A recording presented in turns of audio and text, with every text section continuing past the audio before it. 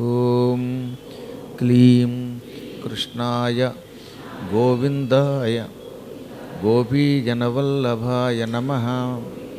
జై శ్రీరామ్. ఇంకోసారి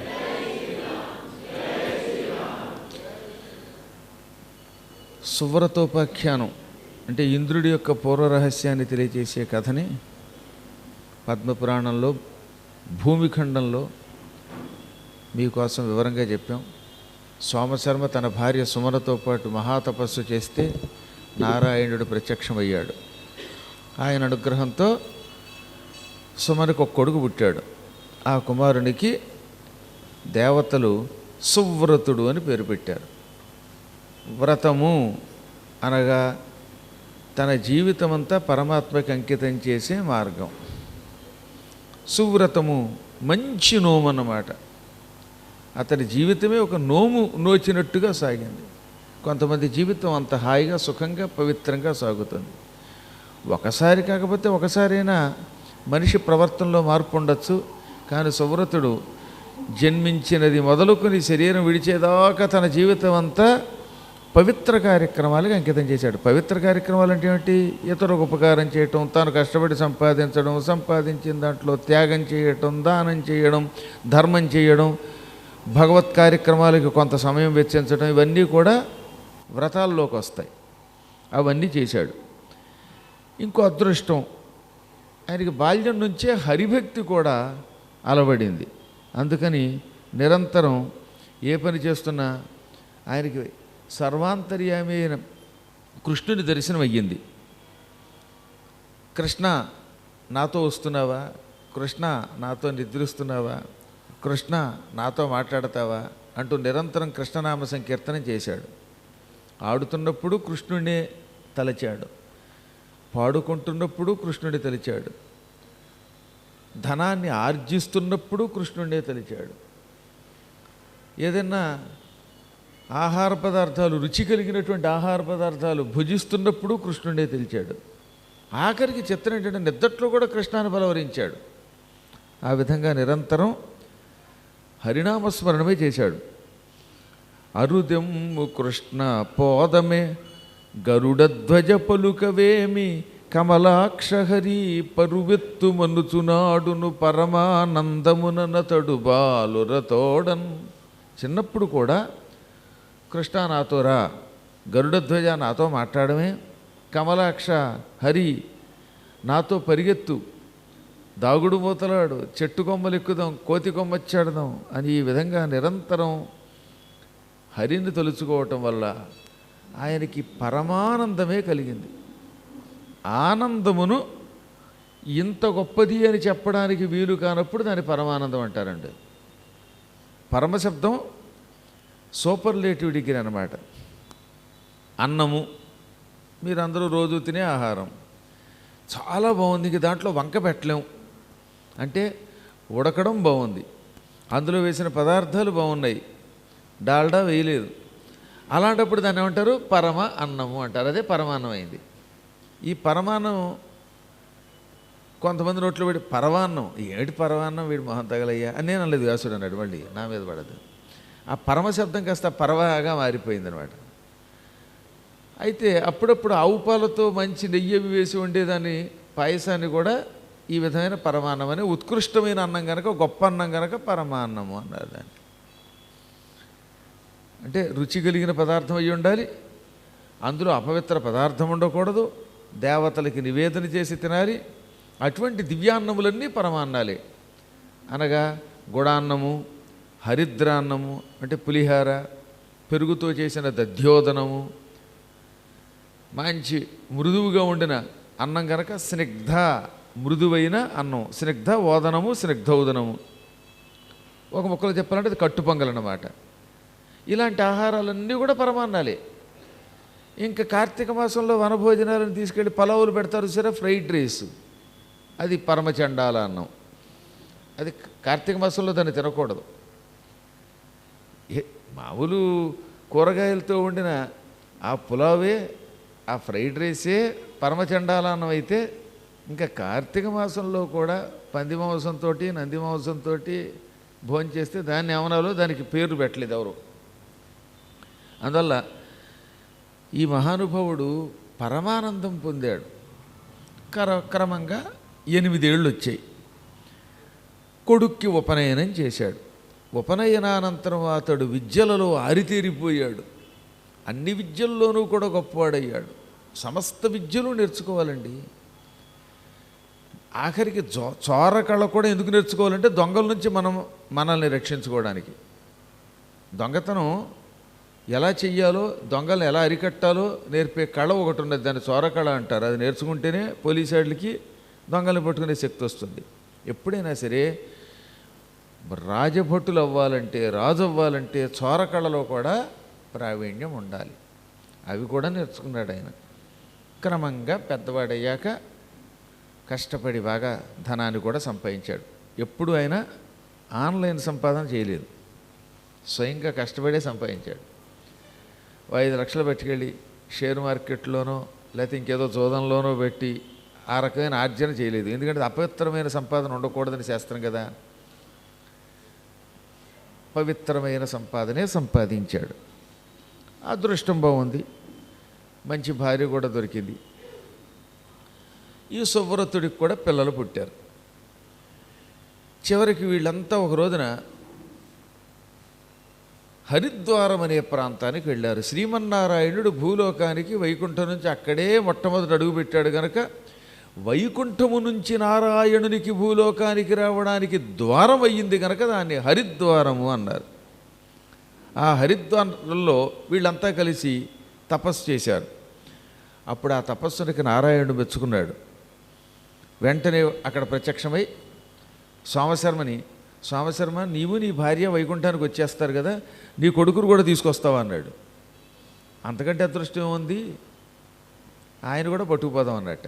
ఎందుకంటే చాలామంది తండ్రులు ఏమంటారంటే అప్పుడే మేము వెళ్ళిపోయినట్టు పిల్లలు వస్తే ఎలాగండి, ఇంకా పిల్లలు కొంతకాలం పాటు జూబ్లీ హిల్స్లో 10-15 ఇళ్ళు కొనద్దా అంటారట.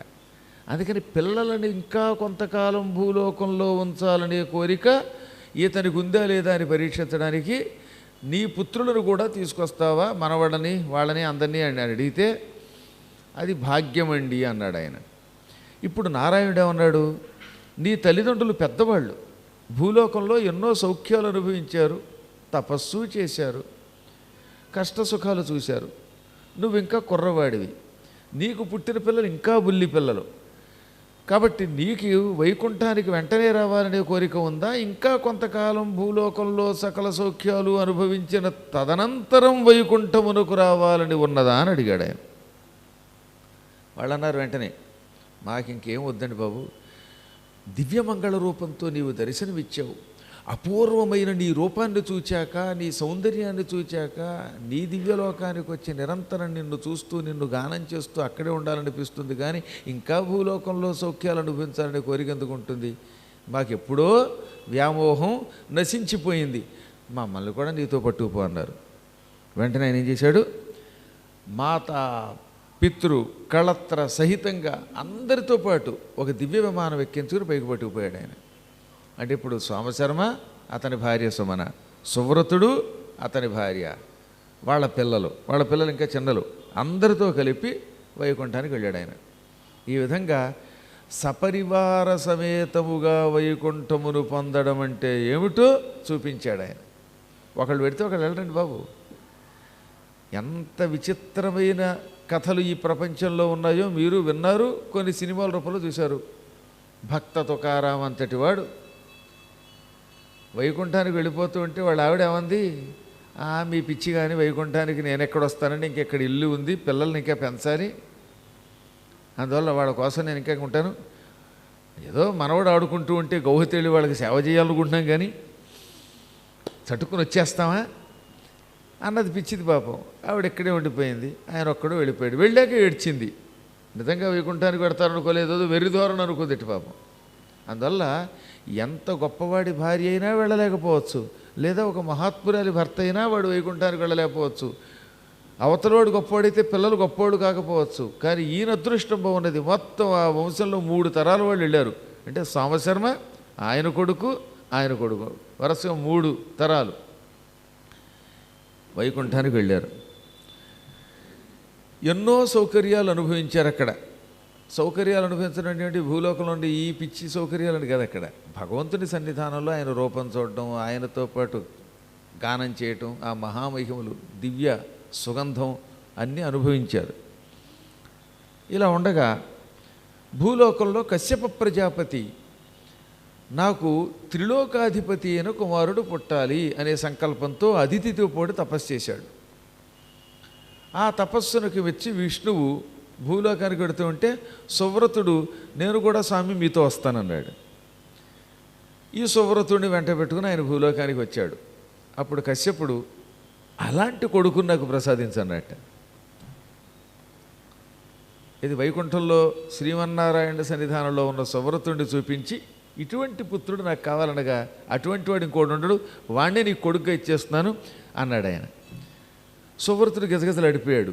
ఇదేమిటండి మళ్ళీ నన్ను బయటికి పంపుతున్నారంటే, కంగారు ఏం పడకునైనా, నీవు ఈ అదితికి కశ్యపుడికి పురంధరుడనే పేరుతో జన్మిస్తావు, త్రిలోకాలకి ఇంద్రుడనే పేరుతో అధిపతి అవుతావు, మహేంద్ర పదవిని 43,20,000 సంవత్సరములు చేపడతావు, అనంతరం ఇక నీకు పునర్జన్మ లేకుండా శాశ్వత వైకుంఠం ఇచ్చేస్తున్నాను అన్నాడు ఆయన. ఇంద్ర పదవుల్లో ఉన్న వాళ్ళందరికీ అది రాకపోవచ్చు, కానీ ఈయనకి ఇచ్చాడు అవకాశం. ఈ విధంగా అతడు కశ్యపునకు పుట్టి కాంచనింద్రత్వము సువ్రతుండు విష్ణు చోదనమున. ఆ సువ్రతుడే ఏది సోమశర్మకి సుమరికి పుట్టిన పుణ్యాత్ముడు. శ్రీమన్నారాయణ అనుగ్రహం వల్ల ఆయన ప్రేరేపించగా అదితికి కశ్యపునకు పుట్టి పురంధరుడనే పేరు ధరించి ఇంద్ర పదవిని చేపట్టాడు. ఇదో ప్రస్తుతం మనకు ఆయనే అధిపతి, ఇంద్ర పదవిలో ఉన్నాడు ఆయన. ఇంక చివరికి వచ్చేసింది అనుకోండి, కృతయుగం 17,28,000 సంవత్సరాలు గడిచిపోయింది కదా. త్రేతాయుగం 12,96,000 సంవత్సరాలు గడిచిపోయింది. ద్వాపర యుగం 8,64,000 సంవత్సరాలు గడిచిపోయింది. ఇంకా 4,32,000 సంవత్సరాల్లో 5,125 ఏళ్ళు గడిచింది కలియుగం. ఇంకెంత కన్ను మూసి తెరిచేలో 10 అయిపోతుంది. అనంతరం ఆయన ఇంద్ర పదవిని విడిచిపెట్టి మళ్ళీ వైకుంఠానికి వెళ్ళిపోతాడు. ఆ తర్వాత బలిచక్రవర్తి గారు ఇంద్ర పదవి పొందుతాడు. ఇంద్రుడి యొక్క పూర్వ వృత్తాంతం ఏంటి, ఏ కారణం చేత ఇంద్రుడు అయ్యాడు, ఆ పదవిలోకి ఎలా వెళ్ళాడని అడిగినందుకు మీకు ఈ కథ చెప్పానని సూతుడు నైమిషారణ్యంలో ఋషులకి చెప్పగానే మళ్ళీ ఇంకో అనుమానం వచ్చిందండే వాళ్ళకి. ఈ సువ్రతుడు ఇంద్ర పదవిలోకి వెళ్ళడానికి ఇంతపురం వాడేం చేశాడు? సోమశర్మ అంటే ఏదో తపస్సు చేశాడు, కొడుకుని పొందాడు. సువ్రతుడి యొక్క చరిత్ర చెప్పారు. సువ్రతుడికి కూడా ఏదైనా సుకృతం ఉండడం వల్ల ఇంద్ర పదవిలోకి వెళ్ళాడా అనగా దానికి ఉన్నది కారణం. పూర్వం విదిశ అని ఒక దేశం ఉన్నది. ఆ విదిశని పరమపూజ్యుడు రుక్మాంగదుడనే ఒక మహారాజు పరిపాలించాడు. రుక్మాంగదుడు నిజంగా బంగారం లాంటి శరీరం కలిగిన వాడు, పరమపూజ్యుడు. ఆయనకి ఋతధ్వజుని యొక్క వంశానికి సంబంధించిన ఒక ఆవిడ భార్య అయ్యింది. భార్యామణి ఆయన కలిసి పెళ్ళయిన దగ్గర నుంచి ఏకాదశి వ్రతం విడిచిపెట్టకూడదని ఒక నియమం పెట్టుకున్నారట. ఇంకా ఏకాదశి వ్రతం అంటే వాళ్ళకి పిచ్చి అనమాట. అసలు వ్రతాలు ఆచరించేవాళ్ళు పిచ్చి కింద ఆచరించాలి. ఆచరించిన వాళ్ళకున్న ఆనందం మూర్ఖులకి ఏం తెలుస్తుంది? పనికి మాలినటువంటి వాళ్ళు కొంతమంది ఉంటారు. అటువంటి వాళ్ళ దృష్టిలో సనాతన ధర్మం పిచ్చి ధర్మం. ఏదో నిన్న మొన్నటిదాకా పిచ్చి పిచ్చి కామెడీ చేసుకునేటటువంటి నీచాతి నీచుడు కూడా చివరికి సనాతన ధర్మాన్ని విమర్శించేవాడు. ఏమంటే సినిమాల్లో పాటలు రాసే కవి అంటే అనంత శ్రీరాములో ఉండాలండి. అలా ఉండి నేను రాముడిని నమ్ముతాను, రాముడిని కాదంటే వాడి సంగతి చూస్తానన్నాడు. ఎందుకు పనికిమాల వాళ్ళు చాలామంది ఉన్నారు పాటలు రాసేవాళ్ళు.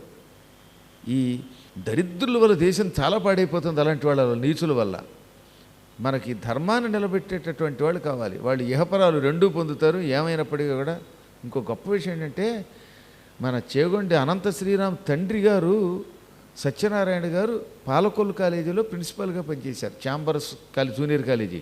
వాళ్ళ నాన్నగారు మంచి పండితులు. ఆయన పద్యం పాడితే కోకిలలు కూసినట్టు ఉండేవి.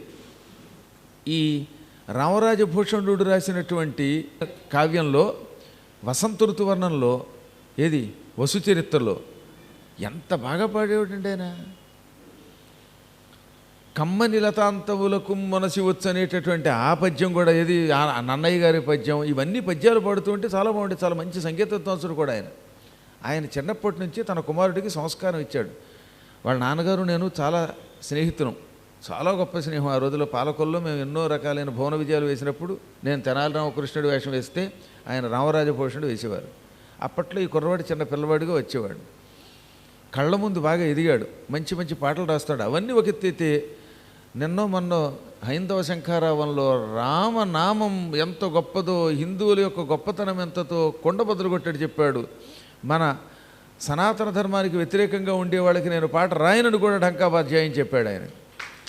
సినిమాల్లో రకరకాల పాటలు రాయాల్సి వస్తుంది, వేరే విషయం. అది ధనం కోసం కొన్ని పాటలు రాయాలి, కానీ ఎక్కడైనా మతానికి వ్యతిరేకంగా ఉండేటటువంటి పాటలు రాయడుగాక రాయడంతే, అలా ఉండాలి అంతే. అదిగో అలాంటి వాడిని మనం ప్రశంసించాలి, ఆయనకు అండగా ఉండాలి. ఆయన్ని తిట్టుకునే దరిద్రులు ఉంటారు, ఆ దరిద్రులు మనకెందుకులండి, నీచాతి నీచుల్ని పక్కన పెట్టేయాలి. ఇప్పుడిప్పుడు మన వాళ్ళల్లో చాలా గొప్ప ఐకమత్యం కలుగుతున్నది, క్రమక్రమంగా వీళ్ళల్లో ధర్మం పట్ల ఆసక్తి కలుగుతున్నది. కలిగిన వాళ్ళు వెంట మీరు వండండి వండండి వండండి ఉంటే మీరు నేను అందరం బాగుపడతాం, లేకపోతే అందరం కట్టకట్టుకు పోతాం. పనికి వాళ్ళని తీసేయండి. మనకి బ్రహ్మానందం కలిగించేవాళ్ళు కావాలి, కానీ బ్రహ్మాండ నాయకుడిని వ్యతిరేకించేటటువంటి దరిద్రులు మనకు అక్కర్లేదు కాక అక్కర్లేదు. ఏమైనా సరే అటువంటి వాళ్ళు మనకు అక్కర్లా. మనకు కావాల్సిందంతా ధర్మమే. ధర్మానికి వ్యతిరేకంగా ఎవరు మాట్లాడినా తీసిపారేయండి. అందువల్ల సభాముఖంగా అనంత శ్రీరాముని మళ్ళీ ఇంకోసారి ప్రశంసిస్తున్నాను.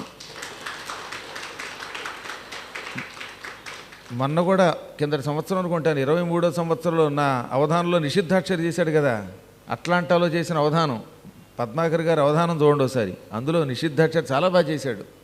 నేను చాలాసార్లు మళ్ళీ మళ్ళీ ప్రశంసిస్తున్నానంటే అతని ధర్మబద్ధమైన జీవితం, అతను రామభక్తుడు, మన సంస్కారం మీద ఆసక్తి కలిగినటువంటి వాడు. మాకు వ్యక్తిగతంగా ఎవరితో ఎక్కువగా సంబంధం పెట్టుకోం, కానీ ఎవరిలో అయినా సంస్కారం ఉంటే 1, 2 సార్లు 10 సార్లు పొగుడుతాం అనమాట. అలాంటి వాళ్ళు కావాలి. ఇవాళ కొంతమంది మహాత్ములు ఉన్నారండి. మరొక్కసారి జై శ్రీరామ్. రాముడికి వ్యతిరేకంగా మాట్లాడినటువంటి వాడిని తీసి ఇది చిన్నపిల్లల యొక్క డాష్ తుడిచిన తర్వాత వచ్చేటటువంటి ఆ చెత్తగొడ్డలు తీసినట్టుగా పెంటలో విసిపారేయాలంతే. అలా చేసేటటువంటి వాడే నిజమైన ధార్మికుడు అవుతాడనమాట. అందువల్ల చెప్పొచ్చేది ఏంటంటే, రుక్మాంగదుడనే ఒక మహారాజుగాడు, పరమపూజ్యుడు, ఆయనకి ధర్మపత్ని, అటువంటి ఆవిడ అనుకూలవతి. ఆ ఇద్దరూ ఏకాదశి వ్రతం విడిచిపెట్టకుండా చేశారు. ఏకాదశి నాడు ఉపవాసం ఉండాలి, ఇంకా అటు సూర్యుడిటు పొడిచినా ఏకాదశి కార్యక్రమం విడిచిపెట్టకూడదు.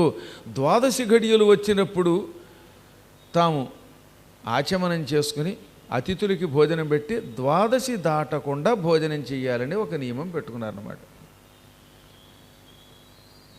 ఈ కథ నారద పురాణంలో బాగా వస్తుంది. ఇక్కడ ఉరికి క్లుప్తంగా 5-6 శ్లోకాలు చెప్పి వదిలేసాడంటే ఇక్కడ అవసరం లేదు కనుక ఎక్కువ. కానీ అయినా నేను మీకు ఎంతో కొంత వివరం చెబుతున్నాను. ఆయన ఏకాదశి వ్రతం 1000 ఏళ్ళు చేశాడు. ఆ రోజుల్లో కృతయుగంలో ఆయువు ఎక్కువ కదా, ఆయువు ఆయన 15,000 సంవత్సరాలు పైబడి జీవించిన వాడు, ఆయనకు ఆయువు ఎక్కువ. 1000 ఏళ్ళు వ్రతం చేశాడు. ఆ వ్రతం ఎలా చేశాడు? నియమనిష్టలతో చేశాడు. ఏకాదశి అంటే ఏకాదశి, ఆ రోజంతా హరినామ సంకీర్తనే. ఆ రోజు ఆయన మాంసం తినడు, ఆహారం తినడు, మంచినీళ్ళు తాగడు, అటు సూర్యుడు ఇటు పడితే స్త్రీ సంగమం చెయ్యడు, హరినామస్మరణమే చేసేవాడు. ప్రాణం పోయినా ఏకాదశి వ్రతం విడిచిపెట్టాడు. ద్వాదశి గడియల్లో భోజనం చేస్తాడు, ఉపవాసం ఉంటాడు, ఉపవాసంతో పాటు జాగరణ చేసేవాడు. ఆయనను చూచి ఆయన ప్రజలంతా ఆ వ్రతానుష్ఠానం చేశారు. ఆ వ్రతం ప్రపంచ ప్రసిద్ధికి ఎక్కేసింది. దాంతో ఈయనతో పాటు ప్రజలందరూ ఏకాదశి వ్రతం చేశారు. యథా రాజా తథా ప్రజ. రాజుగారు గొప్పవాడైతే ప్రజలు కూడా అలాగే ఆయన అనుకరిస్తారు. రాజు కమ్యూనిస్ట్ అనుకోండి, ఆ రాష్ట్రం అంతా పాడైపోతుంది. పరిపాలించేవాడిని దరిద్రుని ఎన్నుకున్నారు అనుకోండి, ప్రజల్ని పాడు చేస్తారు. నికృష్టుల్ని, అన్యమతస్తుల్ని ఎన్నుకుంటే తమిళనాడు ఏమవుతుందో తెలుస్తుంది కదా. అందువల్ల అప్పుడు ఏమైపోయింది, మొత్తం అందరూ ఏకాదశి వ్రతం చేయడం వల్ల నరకానికి లాకౌట్ చేశారు, నరకానికి తాళం వేశారు. అసలు నరకానికి ఎవరు వెళ్ళడం లేదట ఆయన పరిపాలనలో.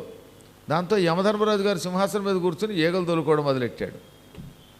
నరకానికి తాళం వేశారు. యమకింకరులకు ఉద్యోగం లేదు. అందరూ గితగితలాడిపోయారు. యమధర్మరాజా, ఒక్క పాపాత్ముడు లేడు, అందరూ పుణ్యాత్ములే, కుంభీపాక నరకం ఎండిపోయింది, పొయ్యి ఆర్పేశారు, కుండల్లో నూనె లేదు అని అంతా బాధపడిపోయారు. దాంతో యమధర్మరాజు గారికి ఏం చేయాలో అర్థం కాలేదు. ఇలా అయితే కొంతకాలానికి నరక లోకమే లేకుండా అయిపోతుందేమో, అందరూ స్వర్గానికి పోయి అందరూ ఉత్తములు అయిపోతేలాగా అని ఆయన ఏం చేశాడు, చివరికి బ్రహ్మదేవుడి దగ్గరికి వెళ్ళాడు. చివరికి అంతా కలిసి ఏమైనా ఎంతో కొంత యమధర్మరాజు గారికి కూడా పని ఉండాలి కదా, ఈ రాజుగారిని కూడా పరీక్షించినట్టు ఉంటుందని ఒక మోహిని అనేదాన్ని సృష్టించారు. పరమసుందరి. దాన్ని చూశారా, ఎంత గొప్పడైనా బుట్టలో పడిపోతాడు. నేను తప్ప మీరు కూడా బుట్టలో పడిపోతారు. ఏది ఆ మూల కూర్చున్న ఆయన, రిటైర్ అయిపోయిన ఆయన, టెన్షన్గా పింఛను పుచ్చుకుంటున్న ఆయన కూడా ఒక్కసారిగా ఆ మోహిని కనపడితే తనను తాను మర్చిపోయి సుందరి నీ వంటి దివ్య స్వరూపము అని వెంటబడతట్ట. అంత సుందరి. పాపం రాజుగారు ఓ రోజున వేటకి వెళ్ళాడు. క్రూర జంతువులు పెరిగిపోతూ ఉంటే ఆ క్రూర జంతువులు వేటాడడానికి వేటకి వెళ్ళాడు. ఆ వేటలో ఈవిడ కనపడింది. రాజుగారు బొట్లో పడిపోయాడు. నేనేం చెబితే అది చేస్తావా అంటే చేస్తానన్నాడు ఆయన. ఏకాదశి వ్రతం విడిచిపెట్టడం తప్ప. అక్కడ మాత్రం స్ట్రాంగ్గా నిలబడిపోయాడు. ఏకాదశి వ్రతం విడిచిపెట్టడం తప్ప నువ్వు ఏం చెప్పినా చేస్తానన్నాడు. దాన్ని పెళ్లి చేసుకున్నాడు, ఇంటికి తీసుకొచ్చాడు. దాంతో ఈ రెండో భార్యతో సుఖంగా ఉన్న ఏకాదశి వ్రతాన్ని మాత్రం మాంచలేకపోయింది. మళ్ళీ మొదలుకొచ్చింది వ్యవహారం. ఏకాదశి వదలడు, నరకలోకానికి తాళం తీయరు.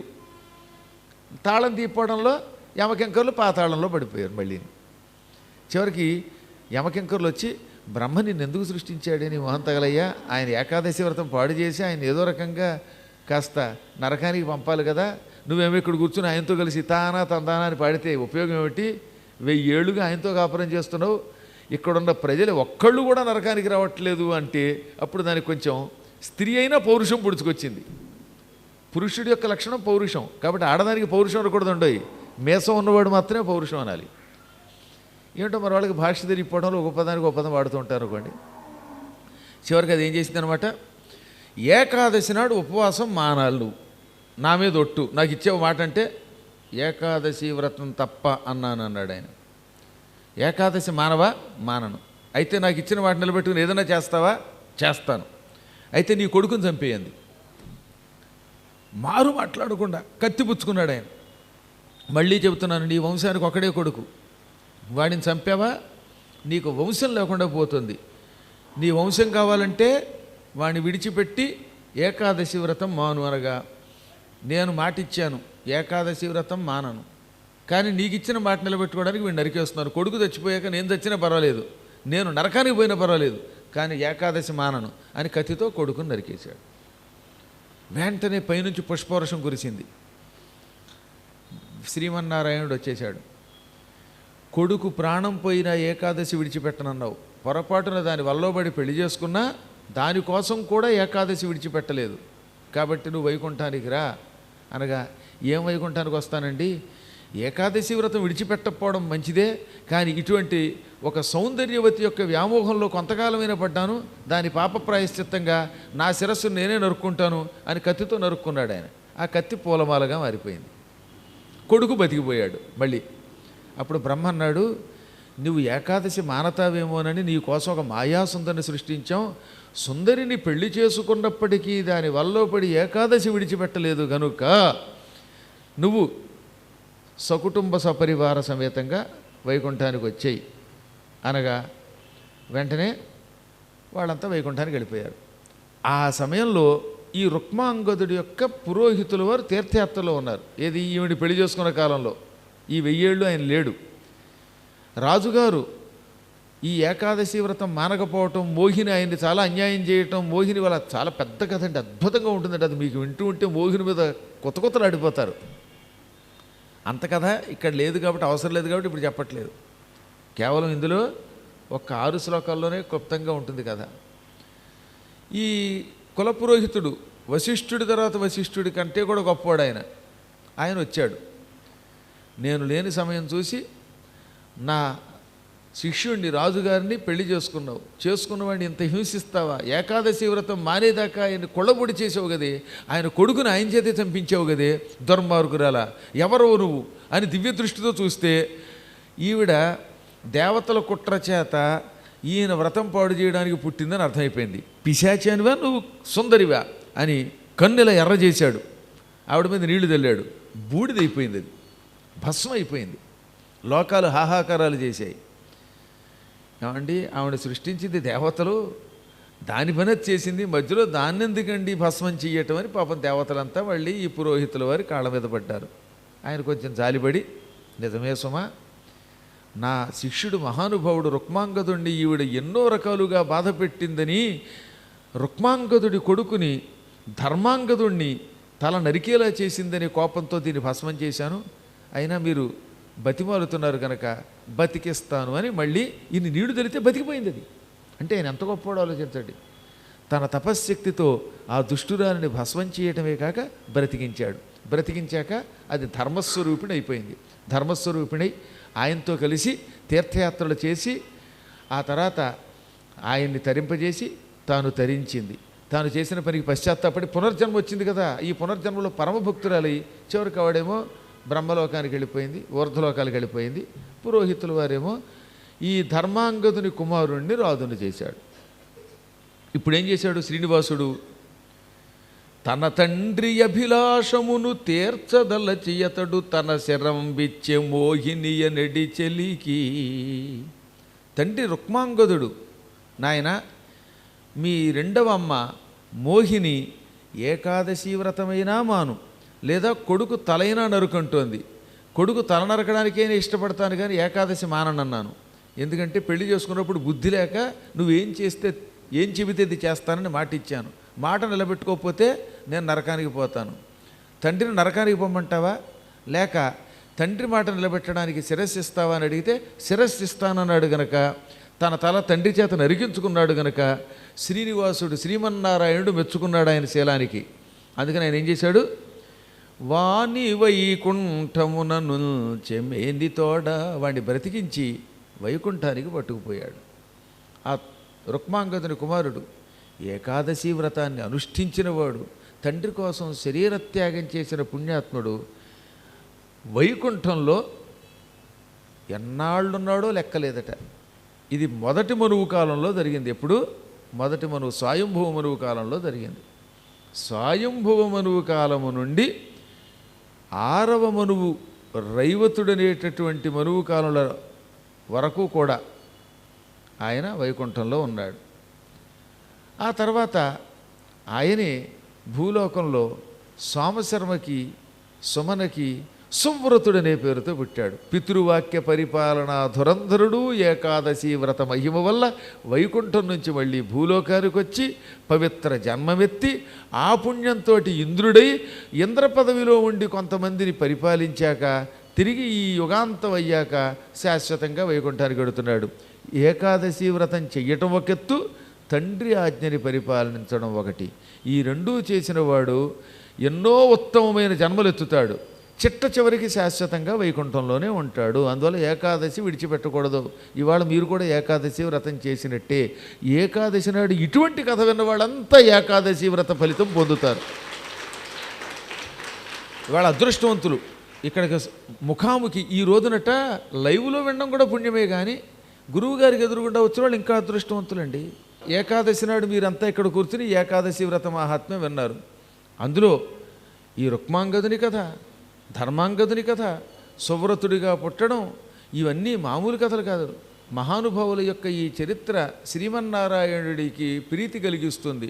అందువల్ల ఈ కథని పరోక్షంగా ప్రత్యక్షంగా ఎలా విన్నా పుణ్యమే, కానీ ప్రత్యక్షంగా విన్నవాడికి ఇంకా అధిక ఫలితం వస్తుందన్నారు.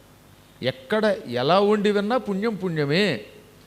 మీరు కంటితో చూసినా చెవులతో విన్నా పుణ్యమే. కానీ ఏకాదశి అవ్వడం వల్ల గురు దర్శనం చేసుకుంటూ పురాణం వింటే ఇంకా పుణ్యం అనంత ఫలదము. రోజు వచ్చేవాడు ఇవాళ ఒక్కరోజు రాలేట దురదృష్టవంతుడు. ఏకాదశి నాడు ఈ పురాణం ముఖాముఖి చూసి వింటాడు కదా. ఏకాదశి నాడు గురుముఖం చూడడం, గురువుకి ప్రదక్షిణ చేయటం, గురు సన్నిధానంలో ఉండడం, ఇటువంటి కథలు వినడం, ఇంక ఏం పుణ్యం, దాని గురించి ఏం చెప్పగలుగుతాం? ఆ పుణ్యాన్ని వర్ణించలేము. అనంత పుణ్యం ఇస్తుంది. అటువంటి పుణ్యప్రదమైన దినము నాడు ఇక్కడికి రాగలిగాం. ఉన్నదేమో పరమాత్ముడు కృష్ణుడి సన్నిధానంలో ఆయన పాదాల కింద కూర్చున్నాం దర్జాగా మనం. ఆయన పాదాలు మన నెత్తి మీద పెట్టి, అంటే పైన ఆయన ఉన్నాడు, మనం ఉన్నాం, వింటున్నది ఏకాదశి వ్రత మహిమకి సంబంధించిన కథ. పైగా ఇవాళ వైకుంఠ ఏకాదశి. ఈ అన్నీ కలిసి వచ్చాయి.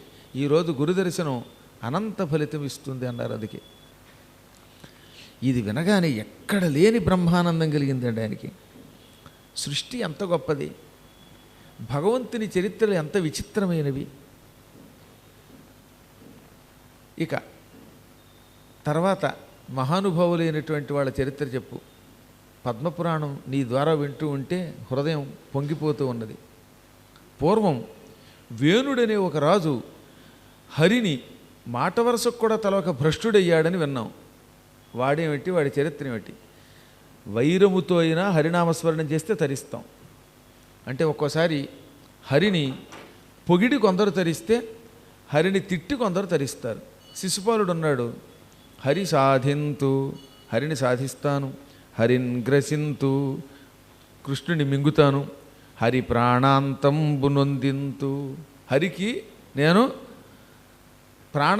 శత్రువుని కనుక చంపేస్తాను, ఆయన ప్రాణం తీస్తాను అని ఈ విధంగా నిరంతరం హరిని నిందించేవాడు. అలా నిరంతరం హరిని నిందించడం వల్ల కూడా తెలియకుండా వాడికి పుణ్యం వచ్చింది. ఎందుకని?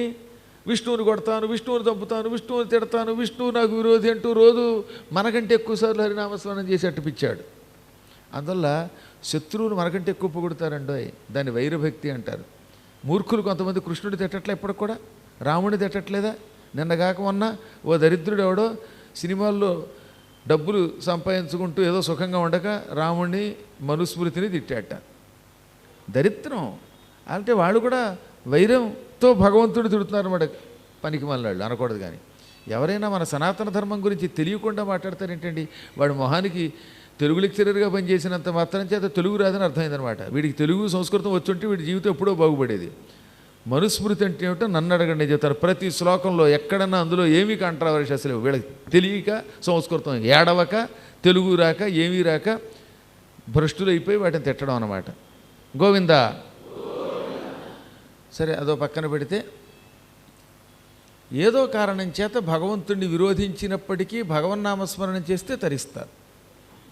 కొంతమంది ఉంటారు, వాళ్ళు భగవన్నామము చెయ్యరు, అలాగని భగవంతుని పూజ చెయ్యరు, ఎంతసేపు నాస్తికవాదంతో పిచ్చిగా తిరుగుతారు, క్రూరత్వంతో తిరుగుతారు. అటువంటి మూర్ఖులకి గతులు ఉండవు. వేణుడు కూడా ఏమయ్యాడు తర్వాత, ఇప్పటికి కూడా చాలామందికి వేణుడు చచ్చాక ఏమయ్యాడో తెలియదు కదా అని అడిగితే అప్పుడు ఆయన చెప్పడం మొదలుపెట్టాడు. సూత మహర్షి సౌనకాదులకి, వ్యాసుడేమో సూతునికి, నేనేమో మీకు, మీరేమో ఇంటికి వెళ్ళాక ఎవరికన్నా చెబితే ఆ పరంపర సాగుతుంది. చెప్పడం వల్ల నాకు ఎంత పుణ్యం వస్తుందో, వినడం వల్ల మీకు ఎంత పుణ్యం వస్తుందో, మీరు కూడా ఇంటికి వెళ్ళాక చెప్పడం మొదలు పెడితే మీకు కూడా పుణ్యం వస్తుంది. ఎవరి భాషలో వాడు చెప్తారు. అందరూ పద్మాకర్ గారిలాగే పురాణం చెబితే మళ్ళీ కొన్ని నాకు కాంపిటీషన్ కదా. కాబట్టి మీ లెవెల్లో మీరు చెప్పండి చక్కగా. అందువల్ల ఎవరికి ఎలా చెప్పాలంటే అలా చెప్పడం అనమాట. అర్రే ఇవాళ ఏం చెప్పినాడంటే గురువుగారు అని చెప్పేయండి, పర్వాలేదు, ఏం పర్వాలేదు, చక్కగా అర్థమయ్యే భాషలో చెప్పాలి. పూర్వం ఒక మహానుభావుడు ఉన్నాడు. ఆయనని యమధర్మరాజు అంటారు. నరకాన్ని పరిపాలిస్తున్నాడు ఆయన. సమవర్తి ఆయన. ఆయనకి మాట వరుసకు కూడా ఎవరి మీద రాగము ఉండదు, ద్వేషము ఉండదు. కాకపోతే ఆయన దగ్గరికి ప్రాణములను పట్టుకుపోయేందుకు ఒక వ్యక్తి అవసరం అయ్యాడు. ఎవరో ఒకడు కావాలి, ప్రాణాలు తీసేవాడు ఒకడు కావాలి కదా. అందుకని బ్రహ్మదేవుడు ఏం చేశాడనమాట, ప్రాణాలను తీయడానికి ఒక దేవతని సృష్టించాడు. అదే మృత్యుదేవత. ఈ మృత్యుదేవత పుట్టాక మృత్యుదేవత నేను ప్రాణుల నుదుట రాత రాస్తాను, ఆ రాతని బట్టి వాడికి ఆయువు ఎప్పుడు తీరుతుందో నీకు తెలుస్తుంది. ఆయువు తీరగానే వాడి ప్రాణం బయటికి పీక్కొచ్చి యమకింకరుల చేతిలో పెట్టు, యమపాశంతో పాటు నువ్వు వెళ్ళి మృత్యుదేవతవు గనక ప్రాణం బయటికి తీయి. యమకింకరులు దాన్ని యాతనా శరీరంలో పెట్టి పట్టుకుపోతారు. పుణ్యాత్ములైతే వాళ్ళ ప్రాణం బయటికి రాగానే వాళ్ళు స్వర్గాది దివ్యలోకాలకు కడతారు. ప్రాణుల ప్రాణములను శరీరము నుంచి బయటికి తీసుకుపోయే ఉద్యోగం నీకు ఇచ్చాను. ఇది పెర్మనెంట్ ఉద్యోగం. మళ్ళీ ఇందులో ప్రొబేషనరీ పీరియడ్, ఎడ్హాక్ పీరియడ్ ఉండదట. ఇక పెర్మనెంట్. ఈ ఉద్యోగం సక్రమంగా చేస్తే నీకు కూడా మన రాష్ట్రపతి అవార్డు ఇప్పించేస్తాను. బ్రహ్మలోకంలో రాష్ట్రపతి అవార్డు ఉంది. ఎంతసేపు మాస్టర్లకేనేంటి అవార్డులు? అక్కడ కూడా ఉంటాయి. అందువల్ల అక్కడ కూడా అవార్డులు ఇస్తాను అన్నాడు ఆయన, సక్రమంగా చేస్తే. దానికి భయం వేసింది పాపం. అందరికీ మంచి మంచి ఉద్యోగాలు ఇచ్చావా? ఇంద్రుడేమో చక్కగా సింహాసనం మీద కూర్చుని టింగురంగానే అమృతం తాగుతాడా, నృత్యాలు చూస్తున్నాడా? పద్మాకర్ గారికి పరమ పవిత్రమైన పద్మపురాణం వంటి పురాణాలు చెప్పే ఉద్యోగం ఇచ్చావా? వీళ్ళందరికీ పారాయణ చేసే ఉద్యోగం ఇచ్చావా? వీళ్ళకి జై శ్రీరామ్ అనే ఉద్యోగం ఇచ్చావా? ఏ మూల నుంచి చూసినా సరే మా పిల్లాడికి రోగం అని ఒకళ్ళు, మా అమ్మాయికి రోగం అని ఒకళ్ళు, నాకు సంతానం కావాలని ఒకళ్ళు, బండి మీద పడ్డారని ఒకళ్ళు, యాక్సిడెంట్ అయిందని ఒకళ్ళు, చదువు లేదని ఒకళ్ళు. రోజు అడిగితే ఎంతమందికి జపం చేయనండి? చేసి చేసి గొంతుకుపోతుంది నాకు. మన జాగ్రత్త మనం తీసుకోవాలి. ఇంకా అన్నిటికీ గురువు మీద ఆధారపడిపోతే కొంచెం గురువు గారికి కూడా శ్రమ అవుతూ ఉంటుంది. సరే నా బాధ నాకు, నేను ఏదో పడతాను అనుకోండి, కానీ మీరు కొంచెం జాగ్రత్తగా ఉండండి. అందరికీ ఇలాంటి ఉద్యోగాలు ఇచ్చి నాకు ప్రాణం తీసే ఉద్యోగం ఇచ్చావేమిటి అని పాపం మృత్యుదేవత బాధపడింది. అంటే బ్రహ్మ అన్నాడు, బాధపడితే అలాగే బాబు, ఎవరో ఒకళ్ళు ఆ పని చేయాల్సిందే కదా. నువ్వు ప్రాణం తీయలేదనుకో జనం పెరిగిపోతారు. భూలోకం అంతా ఇప్పటికే జనాలు పెరిగిపోవడం వల్ల ఇళ్ళు లేక యాతన పడిపోతున్నారు. అసలు అపార్ట్మెంట్లో కొనలేకపోతున్నారు. గజం లక్షలు దాటిపోతుంది. భవిష్యత్తులో అసలు స్థలం కొనుక్కునే యోగం లేకుండా అయిపోతుంది. ఇల్లు, సొంత ఇల్లు అనేది కలగా మిగిలిపోతుంది. కాంట్రాక్టర్లు కూడా అలాగే ఏడిశారు. ఈ కష్టాలన్నీ ఎక్కువైపోతాయి కనుక జనాన్ని తగ్గించాలంటే కొంతమంది వార్ధక్యం రాగానే శరీరం విడిచిపెట్టాలి. పుట్టడం చావడం తప్పదు. ప్రాణం తీయి అంటే ఎన్ని చెప్పినానండి, ఈ ఉద్యోగం నాకు నచ్చలేదండి. తండ్రిని చంపేస్తే కొడుకు ఏడుస్తాడు, కొడుకుని చంపితే తల్లిదండ్రులు ఏడుస్తారు, భార్య పోతే భర్త, అంటే పూర్వం భార్య పోతే భర్త ఏడ్చేవాడు ఉండవు. అంతేగాని ఐశ్వర్యం వచ్చే పోతే పోయింది రెండో పెళ్లి చేసుకుందాం అనుకోవట్లేదు. అలాగా ఆ రోజుల్లో అలా ఏడ్చేవారు. అందుకని భార్య పోతే భర్త, భర్త పోతే భార్య. పూర్వం ఎంత ఏడ్చేవారండి.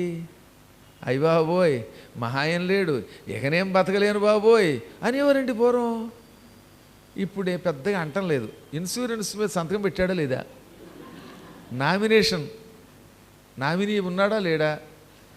ఇంకా ఆశ్చర్యం, వాళ్ళ అమ్మ ఇంకా చచ్చిపోయిందో లేదో, మా అమ్మ దాచినటువంటి బ్యాంక్ అకౌంట్లో డబ్బులు నాకు వస్తాయా ఆడబడుచుగా, లేకపోతే మగ పిల్లలు వెళ్ళిపోతాయా? మా ఇద్దరు కూడా డబ్బు పిచ్చి పెట్టేసింది, ఏంటో తెలియదు. కానీ సంపూర్ణమైన ప్రేమ తగ్గిపోయింది. అన్నానని ఎవడేమనుకున్నా ఎటువంటి కేరు, కానీ ఉన్నదన్నట్టుగా కొండ బదులు కొట్టేట్టు చెప్పాలి. పూర్వం తల్లిదండ్రులు పోతే అయ్యో ఎంత ఏడ్చేవారు, నాన్న నాన్న నాన్న అని. డబ్బుల కోసం చూసారా? మా నాన్నగారి అకౌంట్ తోలికి మేము వాళ్ళు ఇప్పటికూడా స్టేట్ బ్యాంకులో ఆయనకు ఒక అకౌంట్ ఉండేది. ఒకే ఒక్క అకౌంట్ చివరిలో ఓపెన్ చేసాం. అది ఏమైందో తెలియదు. ఎందుకంటే ఆయన మీద ఉన్న ప్రేమ వల్ల ఆ అకౌంట్ గురించి ఆలోచించలేదు నేను. ఏదో అందులో 1000 రూపాయలు దాస్తే ఈ 1000 రూపాయల కంటే మా నాన్నగారు విలువని. నీ డబ్బులు తీసుకోండి నేను తప్పంటల్లా, ఏదో డెత్ సర్టిఫికెట్ డబ్బు తీసుకో కాదని అన్నాం. కానీ అసలు ముందు చావడంతో ప్రతివాడు అనమాట వీలునామా ఏం రాశారు, అమ్మ బంగారం ఎవరికి రావాలి, అకౌంట్లో డబ్బులు ఎవరికి రావాలి, ఇవే ఆలోచన. ఎంత నీచుడైపోయాడండి మానవుడు రాను రాను రాను రాను. అదేదో 13 రోజులు అయ్యాక అప్పుడు క్రమక్రమంగా ఈ దుఃఖం ఉపశమించాక బతకాలి కనుక డబ్బుల మీదకి పెడతాం, కాదని అంటం లేదు. కానీ పూర్వం అలా కాదు పాపం. ఆస్తి పాస్తి లేదు, అయ్యో అయ్యో అని ఎంత ఏడ్చేవారో పాపం.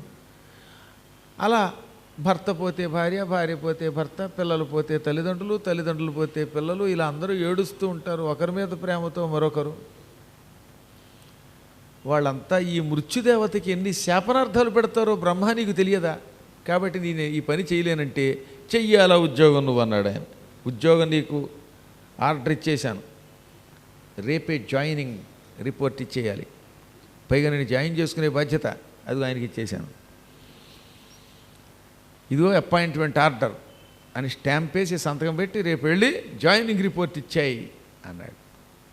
అనగానే మృత్యుదేవత బ్రహ్మదేవుడిని ముసలాండాకి ఉద్యోగం ఇచ్చాడని తిట్టుకోకుండా, అలాగే ఉద్యోగంలో జాయిన్ అవ్వకుండా, ఎందుకంటే బ్రహ్మదేవుడిని అందరూ తిట్టుకుంటారు కొంత ఇలాంటి ఉద్యోగం ఇచ్చారండి, కానీ ఆవిడ తిట్టుకోలేదు. బ్రహ్మగారు ఇలాంటి ఉద్యోగం నాకెందుకు ఇచ్చాడని మనస్సులో మాత్రమే బాధపడి చెప్పా పెట్టకుండా అడవికి వెళ్ళిపోయింది. ఆ అడవిలో ఘోర తపస్సు చేసింది, 1000 ఏళ్ళు తపస్సు చేసింది. ఈలోపు మళ్ళీ మొదలుకొచ్చింది వ్యవహారం. మృత్యుదేవత కనపడదు, జనం చావరు, యమలోకానికి వెళ్ళేవాళ్ళు లేరు. అందుకని మళ్ళీ ప్రజలంతా బ్రహ్మ దగ్గరకు వచ్చి, బ్రహ్మదేవ నువ్వేదో మృత్యువుని సృష్టించావు అనుకున్నాం. ఎవరు దేవతలు చెప్పిన మాట అనమాట. ఎందుకంటే దేవతలకే ఈ బాధ అంతా. భూలోకంలో జనం పెరిగిపోతే వాళ్ళకి బాధ ఎక్కువైపోతుంది, పాపాత్ములు పెరిగిపోతే ధర్మం తగ్గిపోతుంది కనుక. అందుకని మృత్యువు తన ఉద్యోగ ధర్మం పాటించలేదు, ఏమైపోయిందో కనపడలేదు. జనం పెరిగిపోతున్నారు, అధర్మం పెరిగిపోతోంది, భూభారం పెరిగిపోతోంది, రక్షించు అంటే ఆయన ఇదేమిటి, నేను సృష్టించిన మృత్యుదేవత ఉద్యోగంలో చేరలేదా, అసలు పోస్టుల్లోకి ఏడుస్తుంటే ఏదో పోస్ట్ ఇస్తే ఎందుకు చేరలేదు అని ఆయన ఆవిడ్ని వెతికాడు. వెతక్క అడవిలో ఓ చింత చెట్టు కింద కూర్చుని నిశ్చింతగా తపస్సు చేసుకుంటున్నాడు కనపడింది. ఆ చింత చెట్టు దగ్గరికి వెళ్ళి, ఏమిటే మళ్ళీ నిశ్చింతగా తపస్సు చేస్తున్నామంటే, ఆ ఉద్యోగంలో ఎన్నో చింతలు ఉన్నాయండి, ఆ చింతలను పట్టించుకోలేక, ఆ చింతలు తట్టుకోలేక ఇక్కడ తపస్సు చేస్తున్నాను. కానీ మళ్ళీ బతిమారాడు ఆయన, నీకు పాపం రాకుండా నేను వరం ఇస్తున్నాను, బ్రహ్మగారు వరం ఇచ్చాడు గనక నువ్వు జనాన్ని చంపినా నీకు పాపం రాదనగా, ఇవన్నీ చెప్పినా ఉద్యోగం చేయలేనండి అని ఏడ్చింది. పాపం భోరుని ఏడ్చింది. ఏడుస్తున్నప్పుడు ఆవిడ కళ్ళ నుంచి ఏమొచ్చాయి, నీళ్ళు వచ్చాయి. వెంటనే బ్రహ్మగారు ఆ కన్నీళ్లు చేత్తో పట్టుకుని ఆ నీటి బిందువులు నేల మీద చల్లాడు. నీటి బిందువుల్లోంచి పుట్టండి అన్నాడు. టక్కన ఆ నీటి బిందువుల్లోంచి ఓహోహో అని కొన్ని రూపాలు పుట్టుకొచ్చాయి. అప్పుడు ఆయన, మృత్యుదేవత నీకు మంచి శుభసూచకమైన వార్త చెబుతున్నాను అన్నాడు. ఏమిటంటే ఆ దిక్కుమాల ఉద్యోగం తీసేశారా నాకు అంది ఆవిడ. లేదు ఉద్యోగం మాత్రం నీకు తప్పదది, నువ్వు ఎంత గింజుకున్నా ఆ ఉద్యోగం నీదే, ఇంకా ఉద్యోగంలో ఎవరు జాయిన్ అవ్వరు. కానీ నీకు ఇబ్బంది లేనటువంటి ఒక కొత్త సృష్టి చేశాను. నీ కన్నీళ్ళు ఇదిగో ఈ రూపములు ధరించాయి. ఇదిగో దీని పేరు కుష్ఠ, దీని పేరు క్షయ, దీని పేరు నిమిత్తం, దీని పేరు లారీ, దీని పేరు కారు, దీని పేరు ఫ్లైటు, ఇది అగ్ని ప్రమాదం, ఇది ఓడ ప్రమాదం, ఇది తుఫాను, ఇది బిల్డింగ్ ప్రమాదం అని ఇవన్నీ చెప్పాడు. అంటే ఏమిటంది, వీటిని నిమిత్తములు అంటారు.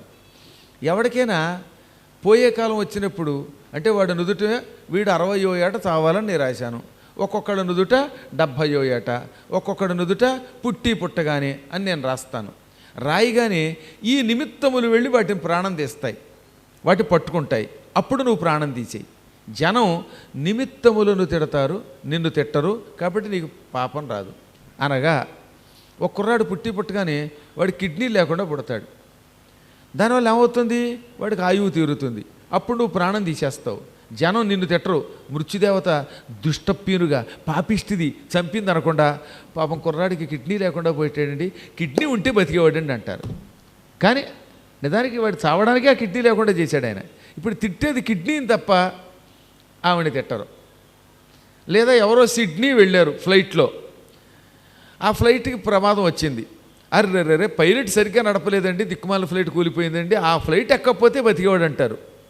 ఫ్లైట్ని తిడతారు, అది నిమిత్తం, కానీ అసలు ప్రాణం తీసింది మృత్యువే. ఇంకా చిత్రంగా ఉంటాయి కొన్ని. పాపం ఒక కుర్రాడు ఇంట్లో ఆడుకుంటూ ఉండగా, 16 ఏళ్ళ కుర్రాడండి, ఇంట్లో హాయిగా వాళ్ళ అక్కతోటో అమ్మతోటో ఆడుకుంటూ ఉండగా స్నేహితుడు ఫోన్ చేశాట, ఒరే జనవరి 1 బైక్ మీద కాసేపు తిరుగుదాని రారా అన్నట్ట. వెంటనే వీడు వాడితో బైక్ మీద వెళ్ళాడు. ఈ బైక్కి యాక్సిడెంట్ అయింది. వీడు డామ్ అన్నాడు. ఆ దిక్కుమాలను ఫోన్ చేశాడండి వాడు. ఆ ఫోన్ రాకపోతే మా వాడి ఇంట్లో ఉంటే బతికేవాడండి అంటారు. వాడు చావడానికే ఆ ఫోన్ వచ్చింది, అందుకే బైక్ మీద వెళ్ళాడు, యాక్సిడెంట్ అయింది, చచ్చాడు. అందరూ ఆ యాక్సిడెంట్ని తిడతారు, గుద్దిన వాడిని, లేదా ఫోన్ చేసి పిలిచిన వాడిని తిడతారు, లేదా ఆ పూట తాగాడు కాబట్టి చచ్చాడు కాబట్టి తాగుండి బెల్ట్ షాపుల్ని గవర్నమెంట్ని తిడతారు. వీడి ఈ మృత్యుదేవతను తిట్టరు. ఫ్రీ బస్సు అని ఆడవాళ్ళు ఎక్కారు. ఈ ఆడవాళ్ళల్లో వాళ్ళకి సీట్ల కోసం కొట్లాట వచ్చింది. ఈ కొట్లాట్లో డ్రైవర్ మీద పడ్డంలో డ్రైవర్ కంగారు పడి స్టీరింగ్ తిప్పాడు. దాంతో అది వెళ్ళి ఏ చెట్టునో గుద్దింది. ఇందులో 2 ఆడవాళ్ళు ఢామని తెచ్చారు. అందరూ కూడా ఆ దిక్మాలిన ఫ్రీ స్కీమ్ పెట్టారండి, దానివల్ల అండి, అది లేకపోతే బతికేవారండి ఇంట్లో ఉండని అంటారు. స్కీమ్ని తిడతారు తప్ప ఈ స్కామ్ తెలుసుకోలేరు వాళ్ళు. ఈ విధంగా ఏదో ఒక కారణం మృత్యుగండం వచ్చేలా ప్రాణులను నీ దగ్గరికి ఉసిగొలుపుతుంది. అప్పుడు నువ్వు ప్రాణం తీయి. మృత్యువుని తిట్టకుండా ఈ కారణములను నిందిస్తారు. చాలామంది చూస్తున్నారు కదా. మొన్నే తెలుసా మీకు, కిందటి ఆదివారం చేప కూర తిన్నట్టు అక్కడ. చేప మొక్క ఏదో తల ఉంటుంది, దాంట్లో ముళ్ళు ఉంటుంది, మరి ఏమిటో తెలియదు. ఆ ముళ్ళు నాకేం తెలుస్తాయి. ఆ చేప ముళ్ళు గొంతు కట్టాడు, చచ్చిపోయాట. చిచ్చి అనవసరంగా తలకే తిన్నాడండి, ఆ ముళ్ళు అడ్డం పడి చచ్చిందండి అని అందరూ ఆ చేపని తిట్టారు. పాపం చచ్చిపోయిన చేప ఏం చేసింది? ఈ దిక్కుమాలాడు తిని కంఠంలో వేసుకుని చస్తే ఆ ముళ్ళు అడ్డం పడకపోతే బతికేవాడండి. వెంటనే డాక్టర్ దగ్గరికి వెడితే బతికేవారండి. ఉట్టి అబద్ధం. అది తిని చావాలి, అదొక నిమిత్తం. మృత్యువు ప్రాణం తీసినా ఈ నిమిత్తం అని తిడతారనమాట. అనగానే అమ్మయ్య పోన్లండి అని తప్పనిసరి పరిస్థితుల్లో మృత్యుదేవత ప్రాణములు తీసే ఉద్యోగంలోకి వెళ్ళింది. ఇలా ఉద్యోగంలోకి వెళ్ళిన తర్వాత అది ఎంతోమంది చంపుతోందిగా, ఆ చంపడం అనే పాపం తప్పనిసరి అయ్యింది దానికి. కొన్ని ప్రాణాలు తీయటం ధర్మం, కొన్ని అధర్మం అవుతాయిలండి, తప్పదు. ఈ మృత్యుదేవతకి ఒక కూతురు పుట్టింది. మృత్యుదేవతకి ఒక కుమార్తె పుట్టింది. దానికి సునీత అని పేరెట్టారు. ఒత్తుత్త సునీత. మృత్యుదేవత ప్రాణాలు తీస్తున్నప్పుడు పుట్టడం వల్ల దీనికి దిక్కుమాలినటువంటి కోరికలు ఎక్కువైపోయాయి. హింస చెయ్యాలి అనే కోరిక పెరిగిపోయింది. చిన్నప్పటి నుంచి కర్ర పెట్టి కనిపించిన వాళ్ళు బాధేసేది ఈ సునీత. కొంతమంది ఆడపిల్లలు అంతే అని కొడతారు చిన్నప్పటి నుంచి. అంటే పూర్వజన్మలో మృత్యుదేవతకి బంధుత్వం ఉందన్నమాట. కొంతమంది మగపిల్లలు కూడా అంతే, చిన్నప్పటి నుంచి పక్క వాళ్ళు బాధేస్తూ ఉంటారంటే పూర్వజన్మలో మృత్యుదేవతకి ఏ చుట్టాలు అయ్యి ఉంటారు. ఒక రోజున ఆవిడ అడవిలో చెలికత్తెలతో విహరించడానికి వెళ్ళింది. అప్పటికి వయస్సు కేవలం 12 ఏళ్ళు. అక్కడ సుశంఖుడు అని పేరు కలిగిన ఒక గంధర్వుడు ఉన్నాడు. ఈ గంధర్వుడు గంధర్వలోకంలో ఉన్న సుఖాలు శాశ్వతం కాదు, ఎప్పటికైనా మోక్షం పొందడమే శాశ్వత సుఖము అని భావించి భూలోకానికి వచ్చాడు. గంధర్వులు కూడా అక్కడ సుఖాలని అనుభవించలేరండి. కొంతమంది దేవతలు కూడా భూలోకానికి వచ్చి తపస్సు చేస్తారు. నాగలోకం నుంచి వచ్చి భూలోకంలో తపస్సు చేసేవాళ్ళు ఉన్నారు. శ్రీశైలం అడవుల్లో బ్రహ్మాండమైన కొన్ని సర్పాలు ఉన్నాయి, దేవతా సర్పాలు. ఇప్పటికీ అక్కడ తపస్సు చేస్తున్నాయి. అందరికీ కనపడవు, అనవసరంగా వాడి జోలికెడితే ఉన్న ప్రాణాలు పోగొట్టుకోవటం అవుతుంది. అలాగే సుశంఖుడనే ఒకానొక గంధర్వుడు ఈ గంధర్వలోకంలో ఉన్న గాన భజానాలు సుఖాలు అనుభవించడం ఇష్టం లేక తపస్సు చేసి శాశ్వతమైన మోక్షం పొందడం కోసం భూలోకానికి వచ్చాడు. అడవిలో కూర్చుని విభూతి పెట్టుకుని జటాజూటాలు ధరించి ఓం నమశివాయ అనే పంచాక్షరీ మంత్రం ఎడతెరపి లేకుండా జపించడం మొదలెట్టాడు. ఇంతలో బ్రహ్మదేవుడు ఆయన దగ్గరికి వచ్చి, నాయన శివానుగ్రహం పొందాలంటే ముందు సరస్వతీ కటాక్షం ఉండాలి. సరస్వతీదేవి అనుగ్రహం ఉంటే శివుడు తొందరగా అనుగ్రహిస్తాడు. పూర్వం కంబళ్ళుడు అని ఒక ఆయన ఉండేవాడు. ఆయన శివానుగ్రహం పొందడానికి సరస్వతిని మెప్పిస్తే సరస్వతి ప్రత్యక్షం అయ్యింది. ఏం వరం కావాలో కోరుకోమంటే శివుణ్ణి మెప్పించే గంధర్వగానం ఇమ్మన్నాడు ఆయన. అప్పుడు సరస్వతి ఆయనకి వీణ వాయించటం, మద్దెలలు వాయించటం, ఇలాంటి వాద్య పరికరాలను ఎలా వాయించాలో అన్నీ నేర్పింది. సంగీత పరిజ్ఞానం ఇచ్చింది. ఆ సంగీతంతో ఆయన శివుణ్ణి మెప్పించాడు. శివుడు మెచ్చుకుని ఆయనకి చచ్చిన వాడిని బతికించే వరం ఇచ్చాడు. కాబట్టి శివుణ్ణి మెప్పించాలంటే గానం ఉండాలి. గానం ఉండాలంటే వాగ్దేవి కటాక్షం ఉండాలి. కాబట్టి ముందు సరస్వతి కోసం తపస్సు చెయ్యి అన్నాడు సుశంఖుణ్ణి. అప్పుడు ఆయన ఏం చేశాడనమాట, అడవిలో వాగ్దేవిని గురించి తపస్సు చేశాడు. ఇంతలో ఈ మృత్యుదేవత కూతురు సునీత అక్కడికి వచ్చింది. ఎవడ్రా వీడు, ఇంత జుట్టు పెరిగిపోయింది, జటాజుట్టాలు పెరిగిపోయి తెల్లబడిపోయి, ముక్కేంటిలా అయిపోయింది, కళ్ళు ఇలా ఉన్నాయేమిటి అని దగ్గరకు వచ్చి కళ్ళని ఇలా నొక్కి చూసింది, ముక్కుని పట్టి పీకింది, చెవులు లాగింది, జుట్టు పీకింది. ఆయనకు జుట్టు ఉందిలేండి అందుకని. కాబట్టి జుట్టు లేకపోతే కూడా ఒక్కొక్కసారి లాభాలు ఉన్నాయి, పీకేవాడు ఉండడం. ఈ విధంగా జుట్టు పీకితే ఆయన కొంచెం కళ్ళు తెరిచి, అమ్మాయి నువ్వు సామాన్యురాలివి కాదు, వాగ్దేవి కోసం తపస్సు చేస్తున్న నన్ను ఇలా పాడు చేయకూడదు. మృత్యుదేవత పుత్రిక, మీ అమ్మ ఏమో మృత్యుదేవత, పోయే కాలం వచ్చినవాడి ప్రాణం తీస్తుంది, నువ్వు అనవసరంగా దోవన పోయేవాడి ప్రాణం తీస్తున్నావు, నా తపస్సు చేసుకొని అంటే వెళ్ళిపోయింది. ఆ పూటకి వెళ్ళిపోయినా మళ్ళీ ఇంటికి వెళ్ళాక మర్నాడు ఆ ముసలాడు, ఇదో గొడవ, వాడు ముసలాడి 100 సార్లు వాడు ముసలాడు అంటే ఏమిటి లాభం, ఆయన తపస్సు చేసేసి ముసలాడు అయిపోయాడు అనుకోండి. ఆ ముసలాడి తపస్సుని పరీక్షిస్తానని మళ్ళీ వచ్చింది. ఈసారి వచ్చినప్పుడు ఆయన దూరం నుంచో చూశాడు కళ్ళు విప్పి. అమ్మాయి, నేనేదో హాయిగా జపం చేసుకుంటున్నాను, వెళ్ళు, నా మాట విను, వెళ్ళిపో అంటే 2 కర్ర దెబ్బలు తింటే వెళ్ళిపోతానంది. ఇదేమిటో, వెళ్ళిపో, నేను తపస్సు చేసుకుంటాను ఆయనంటే 2 కర్ర దెబ్బలు నీ బుర్ర మీద కొడతాను, తింటే నేను సంతోషంగా వెళ్ళిపోతాను, ఈ పూటకి నాకు హాయిగా నిద్ర పడుతుంది. రోజు ఎవడన్నా 2 కర్రలతో 2 బాదులు బాతిగా నిద్ర పడతాడు ఆవిడికి. 2 కర్రలు కాదు, 1 కర్రతో 2 బుర్రల మీద 2 దెబ్బలు కొట్టాలి. ఇక్కడ వాడు 1 బుర్రే దొరికింది, అందువల్ల నీ బుర్ర మీద కర్రతో 2 దెబ్బలు కొట్టి వెళ్ళిపోతాను అనగానే సరే కొట్టుకో అన్నాడు ఆయన. 2 దెబ్బలు కొడితే పోతుంది, హాయిగా జపం చేసుకోవచ్చని. 2 దెబ్బలు కొట్టగానే ఈయన మాడు పగిలింది. అది సామాన్యురాలా, శూర్పణఖలా ఉంది ఏకంగాను. అందగత్తే కానీ కొంచెం మృత్యుదేవత యొక్క కూతురు అవడం వల్ల స్ట్రాంగ్గా ఉంది. బహుశా బాక్సింగ్ కూడా నేర్చుకుంది ఏమిటో. కర్రతో బుర్ర మీద 2 దెబ్బలు కొట్టుకొని బుర్ర గిరుని తిరిగింది. సరే తలంతా దెబ్బ తగిలినా పోన్లే, నేనే కొట్టమన్నాను కదా అని ఇక వెళ్ళిరా అని కళ్ళు మూసుకుని ఓం నమ శివాయ అంటూ అంటే దానికి మళ్ళీ కొంటి కోరిక వచ్చింది. 2 దెబ్బలు కొట్టాను బుర్ర మీద కర్రతో, ఎర్రగా నెత్తురు వచ్చింది. 4 దెబ్బలు కొడితే అంత నెత్తురు వస్తుందో. అందులో మన వాళ్ళు బ్లడ్ క్యాంప్ పెట్టారుగా, రక్తం దానం చేయమన్నారు తప్ప బుర్ర పగలు కొట్టి పట్టుకుపోతారా? ఏదన్నా బ్లడ్ డొనేషన్ అన్నారు దాన్ని. తనంత తాను ఏదో గొట్టం పెట్టి రక్తం తీయించుకుని వాళ్ళకి ఇస్తే సంతోషం తప్ప రక్తదాన శిబిరం అని వచ్చినవాడు బుర్ర మీద కొట్టి ఇదిగో పట్టుకుపోండి రక్తం అంటే అది న్యాయం ఎలా అవుతుంది? కాబట్టి ఎప్పుడైనా దానం చేయాలి తప్ప బాది లాక్కోకూడదు. ఆయన ఏదో ఓం నమ శివాయ అనుకుంటూ ఉంటే దీని చేతులు గులగులలాడాయి, చేతిలో కర్ర వచ్చుకుంది. అప్పటికి చెలికెత్తులు అన్నారట, ఆయన తపస్సు చేసుకుంటున్నాడు, ఏదో నువ్వు కొడతానంటే 2 దెబ్బలు కొట్టించుకున్నాడు, ఇప్పటికే ఆయన బుర్ర పగిలి నెత్తురు వస్తుంది, మళ్ళీ కొడితే ప్రమాదమేమో అంటే తపస్సు చేసుకుంటున్న వాడికి కోపం రాకూడదుగా, వస్తే వాడు తపస్సు ఎలా అవుతాడు అని మళ్ళీ 2 సార్లు బాధింది ఢామ్మని. ఆ కొట్టడమే కాదట, కొరడా కర్రలతో ఒంటి మీద కూడా కొట్టింది. కశలతోడ మేనుగాదలు గట్టంగా అప్పుడతడు కనుల నిప్పులొరలా. కొరడా కర్రలతో వీపు మీద బాధింది. చుర్రుమన్నది ఆయన బుర్ర, నెత్తురు వరద కింద కారింది. ఎంత గంధర్వుడైనా ఎంత తపోనిష్టాగరిష్ఠుడైనా అన్యాయంగా బాధేస్తుంటే ఏం తట్టుకుంటారండి? అప్పటిదాకా సహనంతో తపస్సు చేసుకుంటున్న ఆయన టక్కున కళ్ళు విప్పాడు. కళ్ళల్లో నుంచి అగ్నిజ్వాలలు బయటకు వచ్చాయి. పళ్ళు పటపట కొరికి ఇంకొకళ్ళనైతే నా కంటి నుంచి వచ్చే అగ్నిజ్వాలతో భస్మం చేసేవాడిని, కానీ నువ్వు మృత్యుదేవత పుత్రిక అవ్వడం వల్ల నిన్ను భస్మం చేయటం లేదు. కానీ పాపిష్ఠిదానా, నీ పాపమునకు తగిన ఫలితం అనుభవించు. నీకు ప్రథమ గర్భంలో పరమ పాపాత్ముడు పుడతాడు, వాడు నిన్ను కూడా తంతాడు, తల్లిదండ్రులకి దుఃఖం కలిగిస్తాడు, ప్రతి దినము జనం నిన్ను తిట్టుకుంటారు, అపఖ్యాతి పొందుతావు.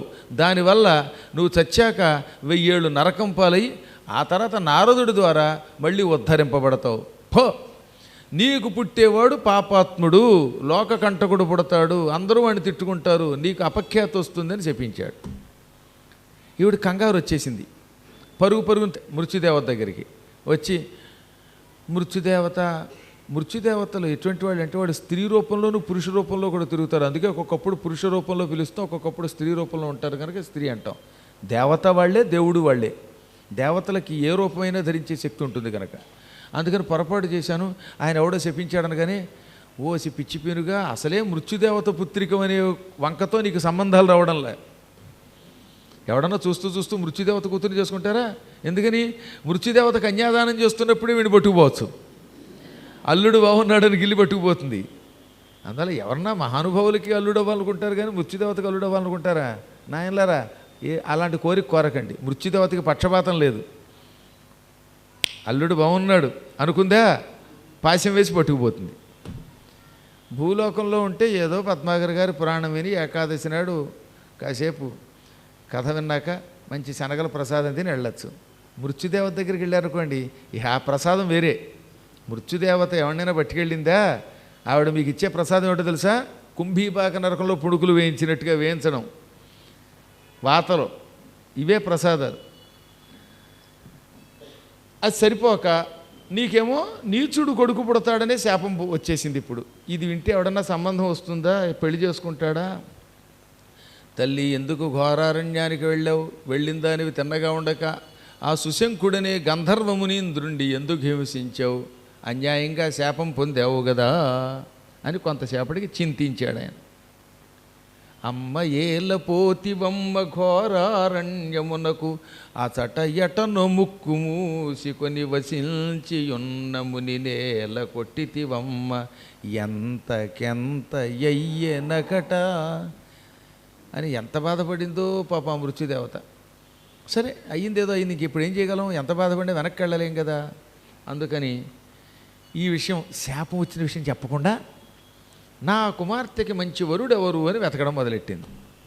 అంటే ఇంత మృత్యుదేవత కూడా నా కూతురికి శాపం ఉందో హోయ్ పెళ్లి చేసుకోండి అని చెప్పట్లేదు. దీన్ని బట్టి మీ పిల్లలకి పెళ్లి సంబంధానికి పెడుతున్నప్పుడు కొన్ని రహస్యాలు పక్కన పెడుతున్నారన్నమాట. అందరూ అన్ని విషయాలు చెబుతారా? చెప్పట్లేదు. అన్నీ బాగుంటేనే పెళ్ళిళ్ళు అట్లా. మా అబ్బాయి చవట, వాడు పొద్దున్న లేవాడు అని పెళ్లి చేయండి అంటే ఎవడ చేస్తాడా? మా అమ్మాయికి చదువు లేదు, మా అమ్మాయికి అక్షరం ముక్క రాదు, పెళ్లి చేసుకోండి అంటే ఎవరు చేసుకుంటారు? అందుకని అమ్మాయి మెట్రికులేషన్ ఫెయిల్ అనుకోండి, అమ్మాయి కేవలం మెట్రికులేషన్ ఫెయిల్ అయితే గోల్డ్ మెడలిస్ట్ అని అబద్ధం ఆడి పెళ్లి చేసేసారు. అమ్మాయికి పీక్కోలేక లాక్కోలేక చూస్తున్నాడు ఒక ఆయన. ఎన్నాళ్ళైనా ఇంకేం చేస్తాడు? అసలు ఆ చేసుకునేవాడికి కూడా కళ్ళు ఎలా మూసిపోతాయండి. మరీ బొత్తిగా మెట్రికులేషన్ ఫెయిల్ ఏమిటి, ఎక్కడి గోల్డ్ మెడలిస్టు, దీనికి దానికి ఏమైనా సంబంధం ఉందా? యూనివర్సిటీకి వెళ్ళి ఎంక్వైరీ చేయలేదు, పోనీ అమ్మాయి పాండిత్యమో తెలియదు. అదే పోయే కాలం వచ్చినప్పుడు కళ్ళు మూసుకుపోవడం అంటే. ఆయన ఇంక సత్యనారాయణ పెళ్ళికి వచ్చిందే కట్నం అని 25 ఏళ్ల తర్వాత 30 ఏళ్ల తర్వాత ఇప్పుడు ఆ సంబంధం గురించి ఎందుకులేండి. పాపం ఆయన 30 ఏళ్ల క్రితం పెళ్లి చేసుకుని ఈ 30 ఏళ్ళుగా దినమొక గండంగా బతుకుతూనే ఉన్నాడు ఓ పుణ్యాత్ముడు అనమాట. కాబట్టి పెళ్లి సంబంధం వచ్చినప్పుడు ఎవరైనా మీ దగ్గరకు వచ్చినప్పుడు గోల్డ్ మెడలిస్టు అన్నప్పుడు కొంచెమైనా పరిశోధించాలి. చెప్పాగా కర్మ. సరే ఏది ఏమైనప్పటికీ శాస్త్రం ఏం చెబుతున్నదంటే, పెళ్ళిళ్ళలో శాస్త్రం అంటే మళ్ళీ కొంతమంది శాస్త్రం ఉంటారు, శాస్త్రం అంటే శాస్త్రం అది స్మృతిలో చెప్పారు. మనుస్మృతిలో పెళ్ళిళ్ళ యందు అసత్యమాడితే అది అసత్య ఫలితం ఇవ్వదు. చిత్రం. భృగుస్మృతిలో, బృహస్పతి స్మృతిలో కూడా ఇదే మాట చెప్పారు. పెళ్ళిళ్ళలో చిన్న చితక అసత్యం ఆడవచ్చు. అమ్మాయి వయసు 30 ఏళ్ళు అనుకోండి, 25 ఏళ్ళు అని చెప్పి అబద్ధమాడి పెళ్లి చేసినేసి తప్పులేదు. కాకపోతే మరీ బొత్తిగా అమ్మాయి వయసు 50 ఏళ్ళు అయితే 16 ఏళ్ళు అనకండి, అది అన్యాయం. మరీ మేకప్ వేసేసి ముఖంతా రంగేసి జుట్టు విగ్గు పెట్టేసి జుట్టుకు రంగేసి 50 ఏళ్ళ అమ్మాయికి 25 ఏళ్ళు అంటే తర్వాత అది అన్యాయం. ఒక 5 ఏళ్ళు 4 ఏళ్ళు పక్కకి ఎంటేయచ్చు. అలాగే అమ్మాయి టెంపరీ ఉద్యోగం చేస్తుంటే స్టేట్ బ్యాంక్ బ్రాంచ్ మేనేజర్ అని అబద్ధమాడి పెళ్లి చేయకండి, స్టేట్ బ్యాంకులో క్లర్క్ అని చెప్పి పెళ్లి చేయండి. మరి చిన్నవి పెద్ద పెద్ద అబద్ధాలు ఆడకూడదు. ఈయన అసత్యం ఆడలేదు, కానీ ఈ అమ్మాయికి శాపం ఉందనే విషయం మాత్రం మృత్యుదేవత చెప్పలేదు. కానీ అప్పట్లో కూడా నవరంధ్రాల టీవీ ఉంది, CC camera, 24 hours news channel, యూట్యూబ్లు ఉన్నాయనుకుంటాను. ముని శాపం ప్రపంచంలో అందరికీ తెలిసిపోయింది. ఎలా తెలిసిపోయిందో తెలియదండి కర్మ. కొంతమంది అంటారు, నేను మా ఇంట్లో మా ఆయన దగ్గరే ముసలాడని తిట్టాను, అక్కడికి ఎలా వెళ్ళిందని. పిచ్చివాళ్ళు, వాళ్ళకి తెలియకుండా అందరితో అలాగే అంటారు వాళ్ళు.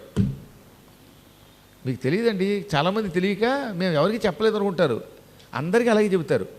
నేను ఎరుగు ఒక ఆవిడ ఉందని చెప్తున్నాను, ఒరే నీకు తప్ప ఎవరికి చెప్పట్లేదు, ఎవరికి చెప్పకరా, అందరితోటి అలాగే. ఇదిగో ఇవాళ స్కూల్లోనే వాడు ఎవడినో కొట్టాను, నీకు తప్ప ఎవరికి చెప్పట్లేదు అని వాళ్ళ ఆయనకి, వాళ్ళ అన్నయ్యకి, వాళ్ళ తమ్ముడికి, పక్కనున్న పిల్లవాడికి, అందరికీ నీకు తప్ప ఎవరికి చెప్పట్లేదు, నువ్వెవరికి చెప్పకవు. వాళ్ళు కూడా అందరికీ నీకు తప్ప ఎవరికి చెప్పట్లేదు అండం. ఇంకేమైంది, మొత్తం అందరికీ వెళ్ళిపోతుంది. ఓ రాజుగారికి వార్తలు, అంతఃపురంలో వార్తలు కూడా లీక్ అయిపోతూ ఉంటే అనుమానం వచ్చింది. ఎక్కడో ఇంట్లో మాట్లాడుకుంటాం భోజనం దగ్గర మావిడ నేను, అవి కూడా బయటికి వెళ్ళిపోతున్నాయి మంత్రి గారు, కారణం ఏమిటి అన్నాడు. పైగా కొత్త కొత్త కొత్త పుకార్లు కూడా వస్తూ ఉంటాయి, ఈ పుకార్లు ఎలా పుడతాయో తెలుసుకోవాలని మంత్రి గారిని అడిగాడు. విచిత్రంగా ఉంటాయి పుకార్లు. ఈ పుకార్లు ఎలా పుడుతున్నాయండి అని అడిగితే మంత్రి గారు నేను చెప్పినట్టు చేయండి రేపు అన్నాడు. సరే మర్నాడు రాజుగారు పొద్దుటే పళ్ళు తోముకుంటూ రాణి గారిని పిలిచి, రాణి ఇవాళ పళ్ళు తోముకుంటూ ఉంటే నోట్లోంచి పళ్ళు తోముకునే పుల్ల వేప పుల్ల కింద పడిపోయింది అన్నాడు. ఇలా తోముకుంటూ ఉంటే చేతిలోంచి పుల్ల దారి కింద పడింది అన్నాడు. ఇది పొద్దున్న. మధ్యాహ్నం సభకి వెళ్ళగానే వెంటనే జనాలు ఎక్కడెక్కడి వాళ్ళు పెద్ద వాళ్ళు వచ్చి మహారాజా మీరు బతికే ఉన్నారా అన్నారు. రాజుగారికి కంగారు వచ్చింది. నేను బతికి ఉండడం ఏమిటి, అసలు నేను చావడం ఏమిటి, మహారాజా మీరు బతికే ఉన్నారా అని అడిగారంటే నేను సత్యానని మీకు ఎవరన్నా వార్త చెప్పారా అంటే లేదు మహారాజా, కానీ మేము విన్నాం ఇవాళ మీరు పళ్ళు తవ్వుకుంటూ ఉంటే మీ నోట్లోంచి పళ్ళు తవ్వుకునే పుల్ల, ఆ నాలిక గీసుకునే బద్ద, ఇనప మేకులు గొంతుకులోంచి అవేవో ఇనప గుళ్ళు, రాళ్ళు, పుళ్ళు, కళ్ళు, ఏవేవో రకరకాల పదార్థాలు పడ్డాయట, పాములు జర్రులు పడ్డాయట. ఇన్ని మీ నోట్లోంచి బయటకు వచ్చాక మీరు బతికారా తెచ్చారని మాకు అనుమానం వచ్చింది అన్నారు పౌరులు. అప్పుడు రాజుగారు మంత్రి గారి సలహా ఒకటి ఉంది కదా, అందుకని రాణి గారిని పిలిపించారు. రాణి నేను పొద్దున్న నీతో ఏం చెప్పాను అని అడిగితే మీరు పళ్ళు తవ్వుకుంటూ అంటే పళ్ళు తవ్వుకునే పుల్ల నోట్లోంచి పడిపోయిందని చెప్పారండి. నువ్వు ఎవరికైనా చెప్పావంటే ఆ ఇల్లు తుడిచేదానికి పిలిచి చీపురు తుడుస్తోంది పొద్దునే, తుడిచి తడిగుడ్డ పెట్టి తుడిచి ఫ్యాన్ వేసింది అది. దాని దగ్గరికి వెళ్ళి ఏమేవ్ ఈ వార్త విన్నావా, మా మహారాజు గారు ఏది మళ్ళీ తిప్పుకుంటూ పళ్ళు తవ్వుకుంటూ ఉంటే నోట్లోంచి పళ్ళు తవ్వుకునే పుల్లతో పాటు నాలుగు బద్ద కూడా పడిపోయిందిట అంది ఈవిడ. అంటే పళ్ళు తవ్వుకునే పుల్లకి నాలుగు బద్ద చేరింది. ఇదేం చేసింది, రెండో పని మనిషికి రాజుగారు పళ్ళు తవ్వుకుంటూ ఉంటే నోట్లోంచి పళ్ళు తవ్వుకునే పుల్ల, నాలిక బద్ద, కట్టుడు పళ్ళుట, పళ్ళు కూడా ఊడిపోయాయట. ఏది రాజుగారి పళ్ళు కట్టుడు పొడి చేసింది, కట్టుడు పళ్ళు ఊడిపోయాయట.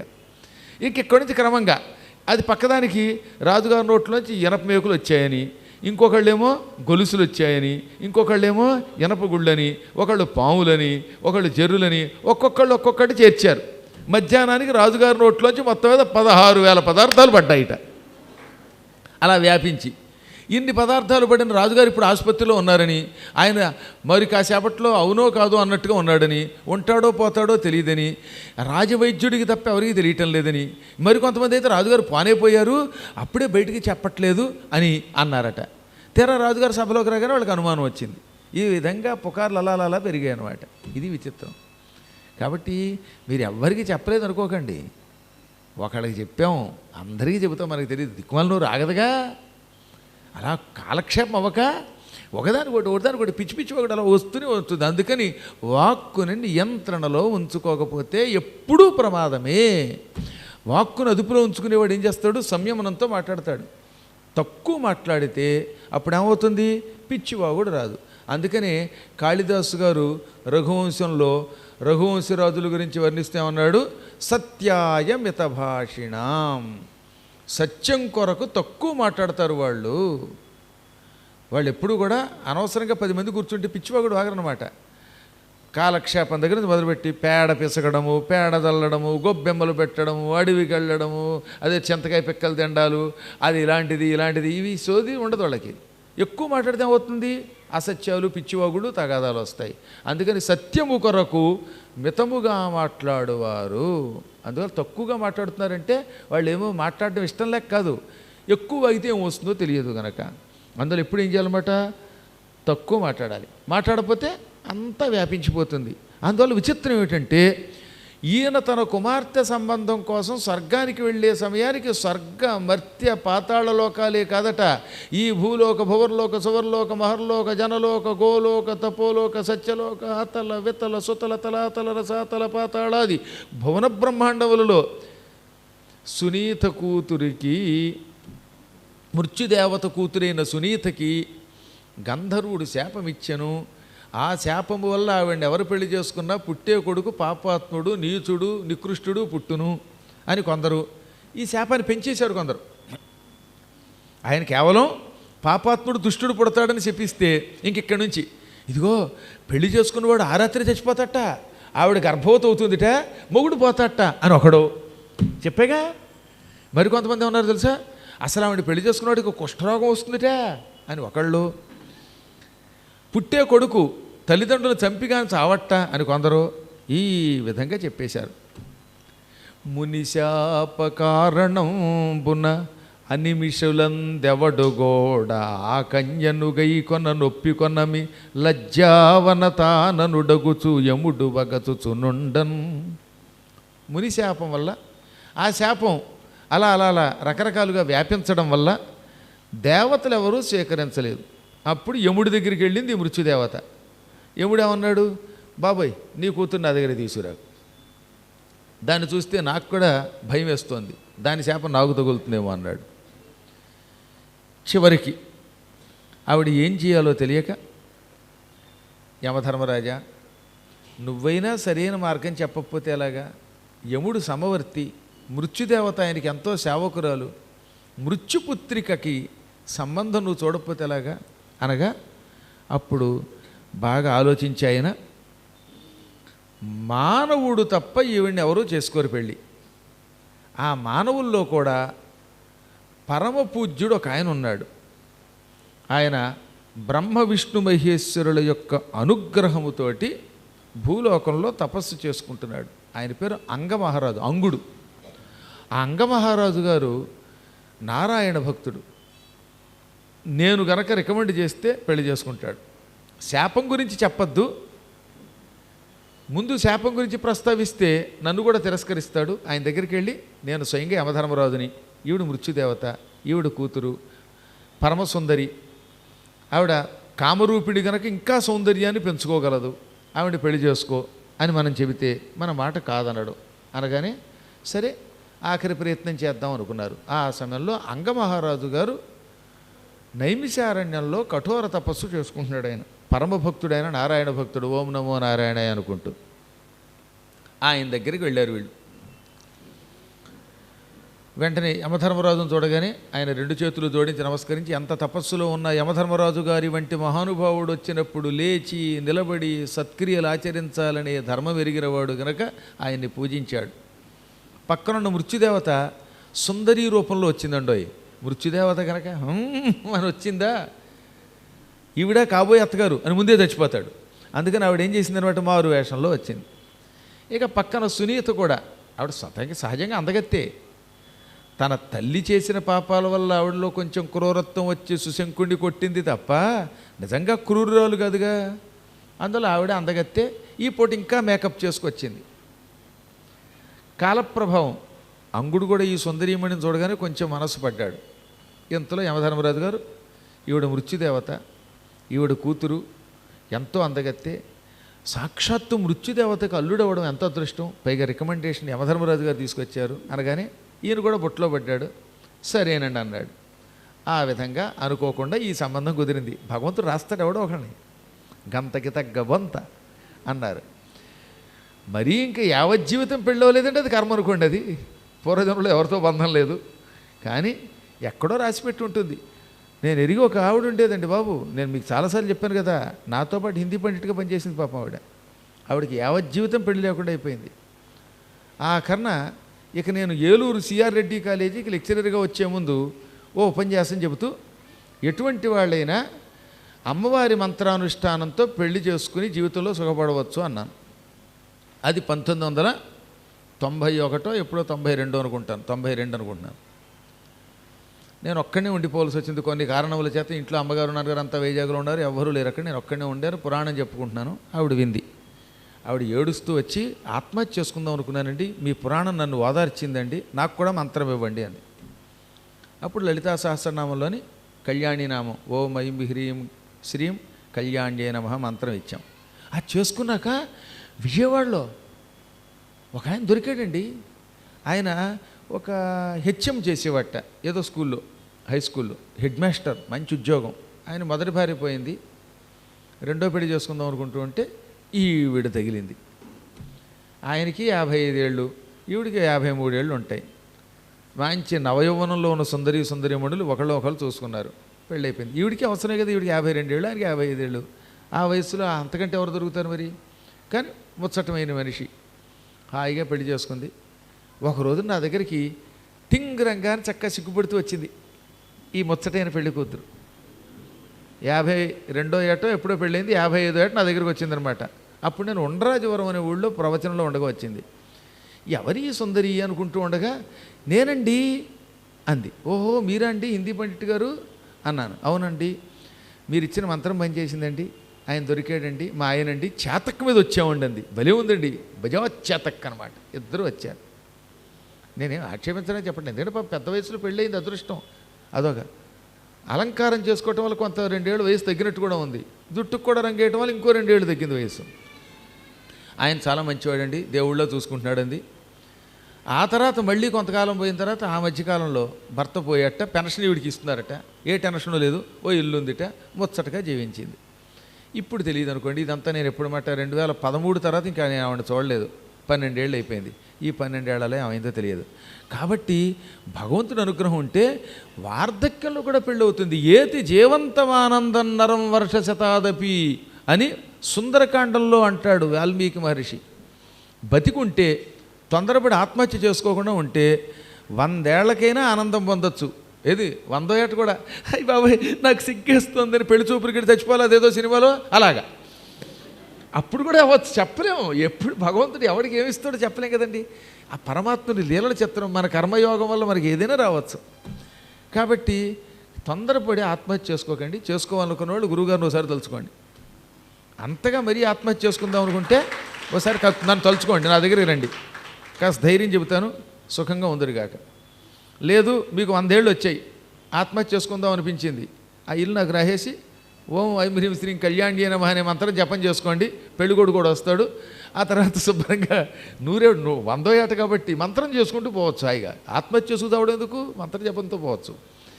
అందువల్ల ఏది ఏమైనా మానవులు అజ్ఞానంలో పడరాదు. అలాగా ఎవరికి ఎవరిని రాస్తారో ఈ అంగరాజు గారు సునీతకి భర్త అయ్యాడు. ఇదిగో ఆ సుశంఖుడి శాపం వల్ల, మృత్యుదేవత యొక్క కూతురు అవ్వడం వల్ల ఈ అంగుడికి పరమ భయంకరురాలైన సునీతకి ఒక కొడుకు పుట్టాడు. ఆయన కూడా నారాయణుడి యొక్క తపస్సు చేసిన పుణ్యాత్ముడే అంగుడు. కానీ ఏం చేస్తాం, కర్మ అనుభవించాలి. ఎంత గొప్ప భక్తుడికైనా ఒక్కొక్కప్పుడు ఇలాంటి సంతానం వస్తుందని ఒక కొడుకు పుట్టాడు. వాడికి వేణుడు అని పేరు పెట్టారు. ఈ వేణుడు చిన్నప్పటి నుంచి వేటకెళ్ళి ఎన్నో జీవులు చంపేసేవాడు. చిన్న చిన్న జీవుల్ని చంపేసేవాడు అన్యాయంగా. కుందేల్ని వాటిని ఏ రాజు చంపడండి. రాజులు వేటకెళ్ళేది ప్రధాన ఉద్దేశ్యం ఎక్కువ క్రూర మృగాల్ని చంపడం. అప్పుడప్పుడు కొంతమంది ఉంటారు ఏ జింక మాంసం కోసం కక్కుర్తి పడేవాళ్ళు. కానీ సాధ్యమైనంత వరకు జంతువులు, క్రూర జంతువులు, సింహాలు, శరభాలు, శార్దూలాలు ఇలాంటివి పెరిగిపోయి ఓళ్ల మీద పడిపోతూ ఉంటే, ప్రజల్ని హింసిస్తూ ఉంటే, అప్పుడు వేటకెళ్ళి రాజులు ఈ జంతువులో కొన్నింటిని చంపి మిగతా జంతువుల్ని కేకారణ్యంలోకి పారద్రోలి ప్రజల్ని రక్షించేవారు. అలా పుట్టిన వేట తర్వాత వ్యసనం అయిపోయింది, ఎంతోమందిని పాడు చేసింది. కానీ ఈ దుర్మార్గుడు పుట్టగానే చిన్నప్పటి నుంచి విలువిద్య నేర్చుకుని అడవికి వెళ్ళి జింకల్ని, కుందేళ్లను కూడా చంపేసేవాడు. సాటి పిల్లలు ఆడుకోవడానికి ఉండే పిల్లలు ఉంటారు కదా, వీడు చిన్నప్పటి నుంచి ఎంతరాజు గారి కొడుకైనా వీడు గురుకులంలో చదువుకున్నాడు. చదువుకున్నప్పుడు వీడికి క్లాస్మేట్స్ ఉన్నారు. ఆ కుర్రాళ్ళని కొందరు జుట్టు పుచ్చుకుని గోడకేసి కొట్టేసేవాడు. రాజుగారు కొడుకోవడం వల్ల ఎవరేం అనలేకపోయేవారు. కొంతమందిని కింద పడేసి తొక్కాడు, కొంతమంది చేతులు విరిచాడు, కొందరిని చంపేశాడు కూడా. దాంతో ప్రజలు భయపడిపోయి ఈ కుర్రాడితో చదువుకోకూడదని దూరంగా వెళ్ళిపోయారు. ఆ రోజుల్లో రాజు కొడుకు కాబట్టి చిన్నపిల్లల్ని చంపినా వాడు శిక్ష నుంచి తప్పించుకోగలిగాడు. రాజుగారికి ఇవి తెలియవు. తెలిస్తే అంగరాజు గారు చాలా ధర్మాత్ముడు. హింస చేశాడు కొడుకుని తెలిస్తే చిన్నప్పుడు శిక్షించేవాడు. ఆయన దాకా ఎవరు తీసుకెళ్ళడానికి సాహసించలేదు. సాహసిస్తే ఏమవుతుందోనని భయం. పైగా తల్లి గారం కూడా వాడికి. సగం తల్లులే పాడు చేస్తూ ఉంటారుగా పిల్లల్ని. అందువల్ల తల్లి గారం చేసి నా కొడుకు ఏదన్నా చేసిన విషయం రాజుగారికి చెప్పారా, తర్వాత మిమ్మల్ని శిరశ్ఛేద శిక్షతో నాశనం చేసేస్తానని బెదిరించింది. దాంతో రాజుగారికి తెలియలేదు. కొంతకాలం అయ్యాక తెలిసింది ఆయనకి. వాడికి 16-18 ఏళ్ళు నిండాక, నా కుమారుడు క్రూరుడయ్యాడా, పాపాత్ముడా, ఎంతోమంది చిన్నపిల్లల్ని చంపాడా, హింసించాడా, అడవిలో జంతువులు చంపాడా, ఇంతకాలం నాకు ఈ విషయం తెలియలేదని బాధపడి ఒకరోజున మంత్రులు పిలిచి, మంత్రులారా, పుత్రుడు ఇన్ని పాపాలు చేస్తుంటే నాకు ఎందుకు చెప్పలేదనగా, మీకు చెప్పడానికి మేము సాహసించలేకపోయామండి. దానికి గల కారణం మీ ఆవిడండి. మీ ఆవిడ కావిడ బద్దతో కొడుతుందేమోననే భయంతో మేము చెప్పలేదనగానే ఆయనకి ఇప్పుడు ఇదంతా భార్యా దోషం అని అర్థమైపోయింది. ఎందుకు ఈ పని చేసామంటే పుత్ర వ్యామోహం అండి అని.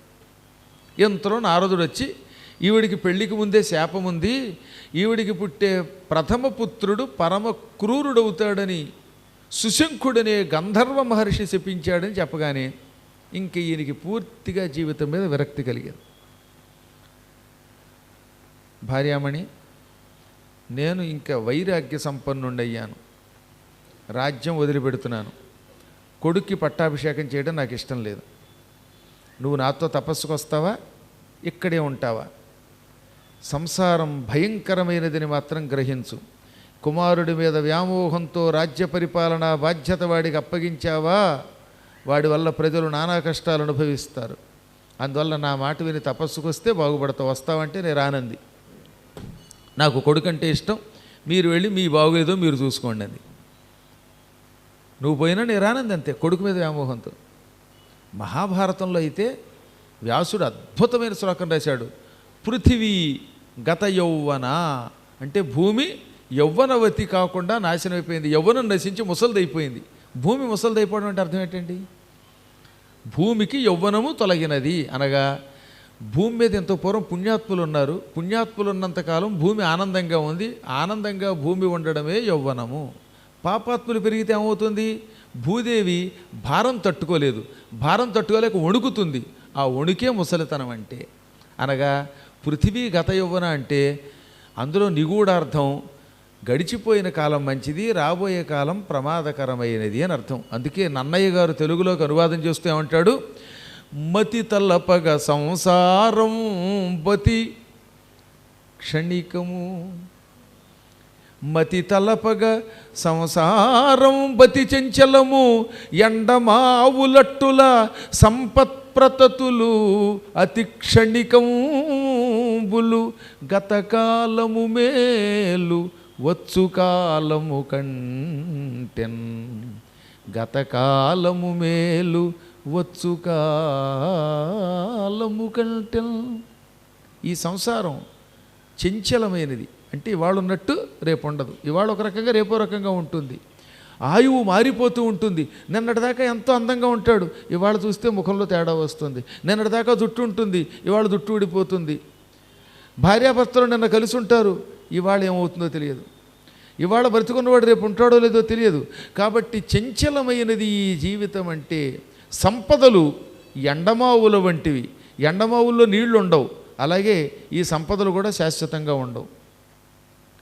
అందువల్ల గతకాలము మేలు వచ్చు కాలము కంటెన్, గడిచిపోయిన కాలమే నయం. ఆ రోజులే బాగున్నాయి అంటున్నావా లేదా మనం?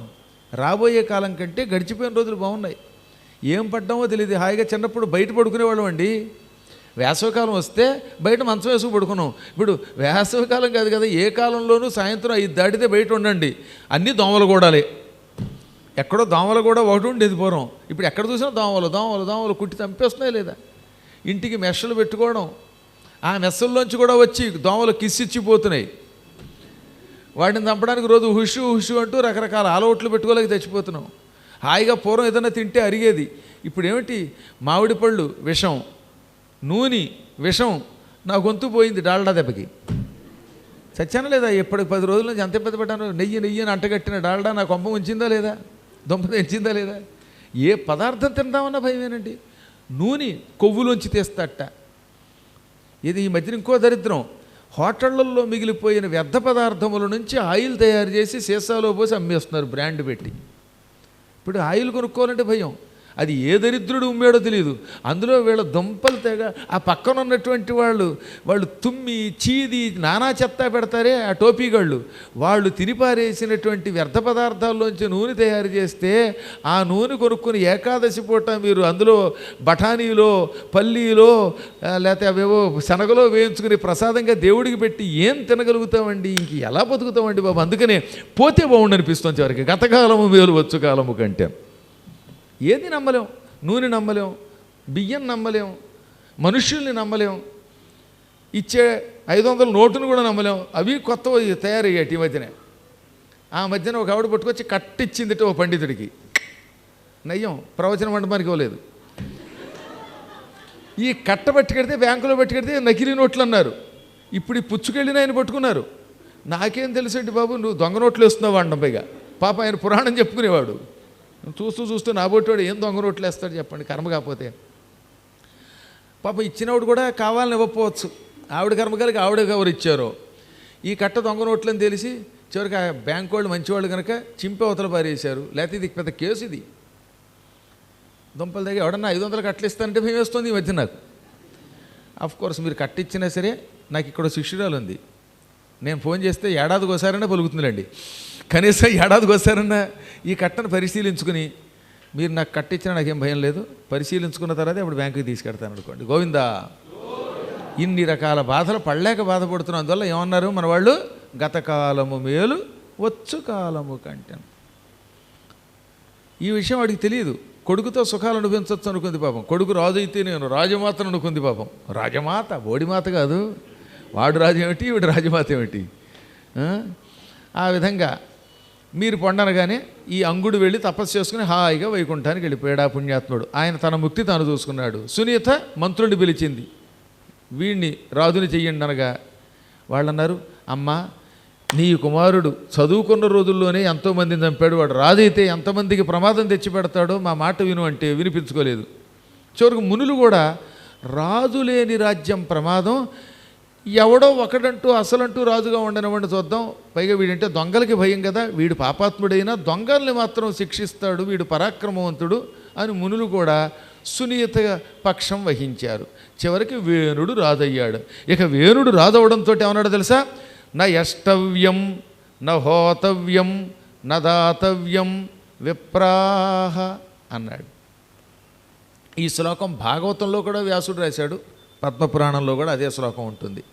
వాడు మొట్టమొదటి చాటింపు ఏమిటో తెలుసా, రాజ్యానికి రాగానే నా యష్టవ్యం యజ్ఞము చెయ్యరాదు, నా రాజ్యంలో ఎవరు యజ్ఞం చేయరాదు, నా హోతవ్యం యజ్ఞంలో నెయ్యి వెయ్యకూడదు, నా దాతవ్యం దానం చేయకూడదు. అంటే తమిళనాడు రాజు, తమిళనాడు చీఫ్ మినిస్టర్ అయిపోయాడు అన్నమాట వీడు. వాడు రాగానే అలాగే దేవాదాయ శాఖ అనేది కంపు చేసాడు. పాపం మా హిందువులు ఎవరన్నా మాడితే వాళ్ళ మీద కేసులు పెడుతున్నాడు, సనాతన ధర్మం నాశనం చేయాలంటున్నట్ట. అసలు ఆ పేర్లే చైనా పేర్లు రష్యా పేర్లు వాళ్ళ మొహాలు తగలయ్యా. ఏం చేస్తాం కర్మ కాకపోతే. యజ్ఞము చేయరాదు, యజ్ఞములో నెయ్యి పోయరాదు, ఎవ్వరూ ఎవరికి దానం చెయ్యరాదు, విప్రాహ పైగా బ్రాహ్మణులారా జాగ్రత్త, ఇది తప్పారా మిమ్మల్ని చంపేస్తాను. ముందు ఎవరికైనా ద్వేషం ఈ బ్రాహ్మడే, ప్రతి దరిద్రుడికి నీచుడికి అందరికీ ముందు దొరికేది వీడే అని నేను అనలేదు, వ్యాసుడు అన్నాడు. మళ్ళీ నా మీద పడద్దు, చంపి పారేయండి అనగానే యజ్ఞాలు ఆగిపోయాయి, దాన ధర్మములు ఆగిపోయాయి, సమస్తం నాశనం అయిపోయింది, వ్యవస్థ అంతా పాడైపోయింది. ఎప్పుడైతే యజ్ఞాలు ఆగిపోయాయో వర్షాలు ఆగిపోయాయి.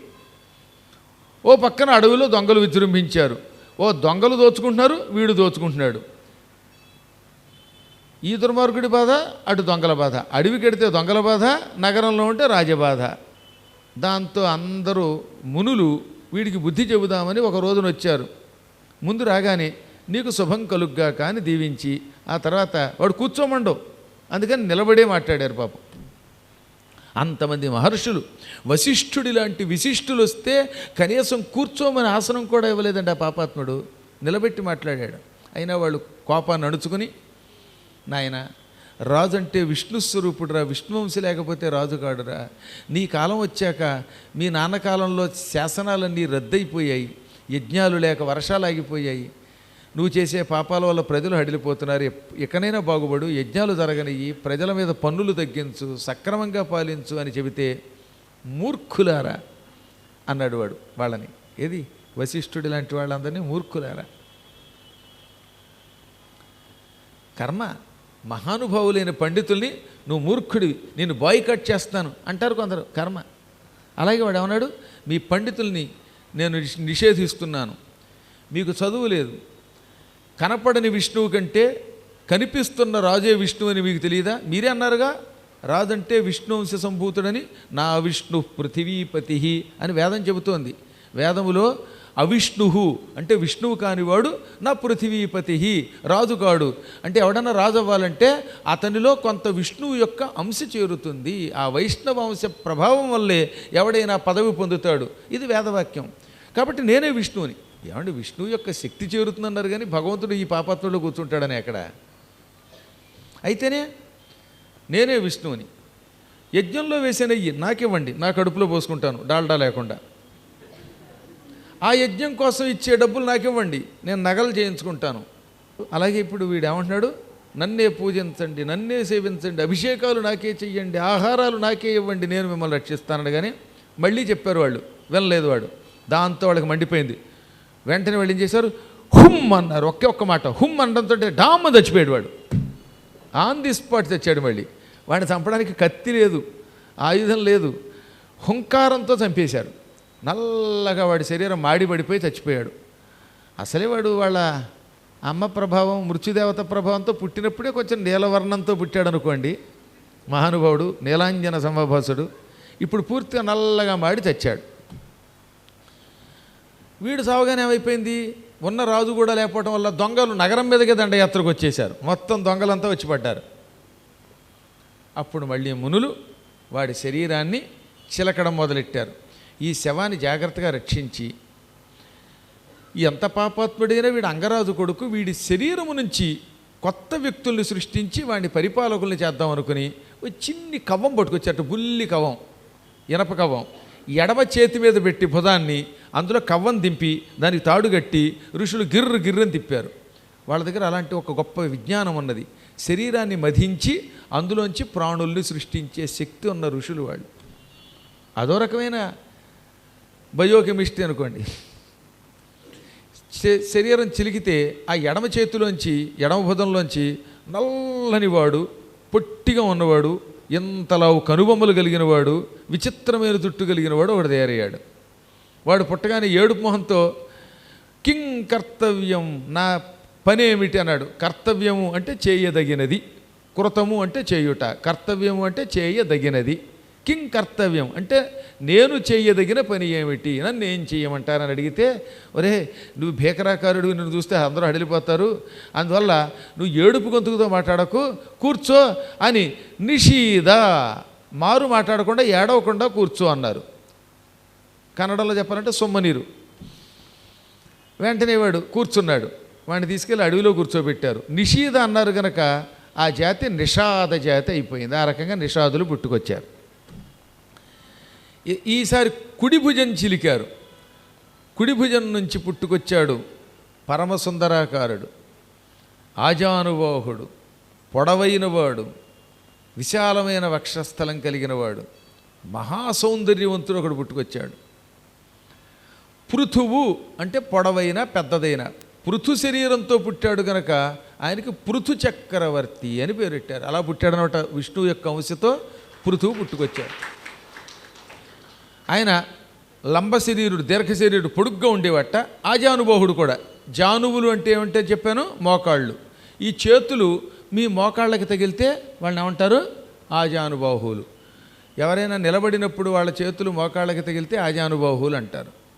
అలా ఆయన చేతులు మోకాళ్ళకి తగిలేవి. పొడవైనవాడు, బంగారపు రంగుతో పుట్టాడు.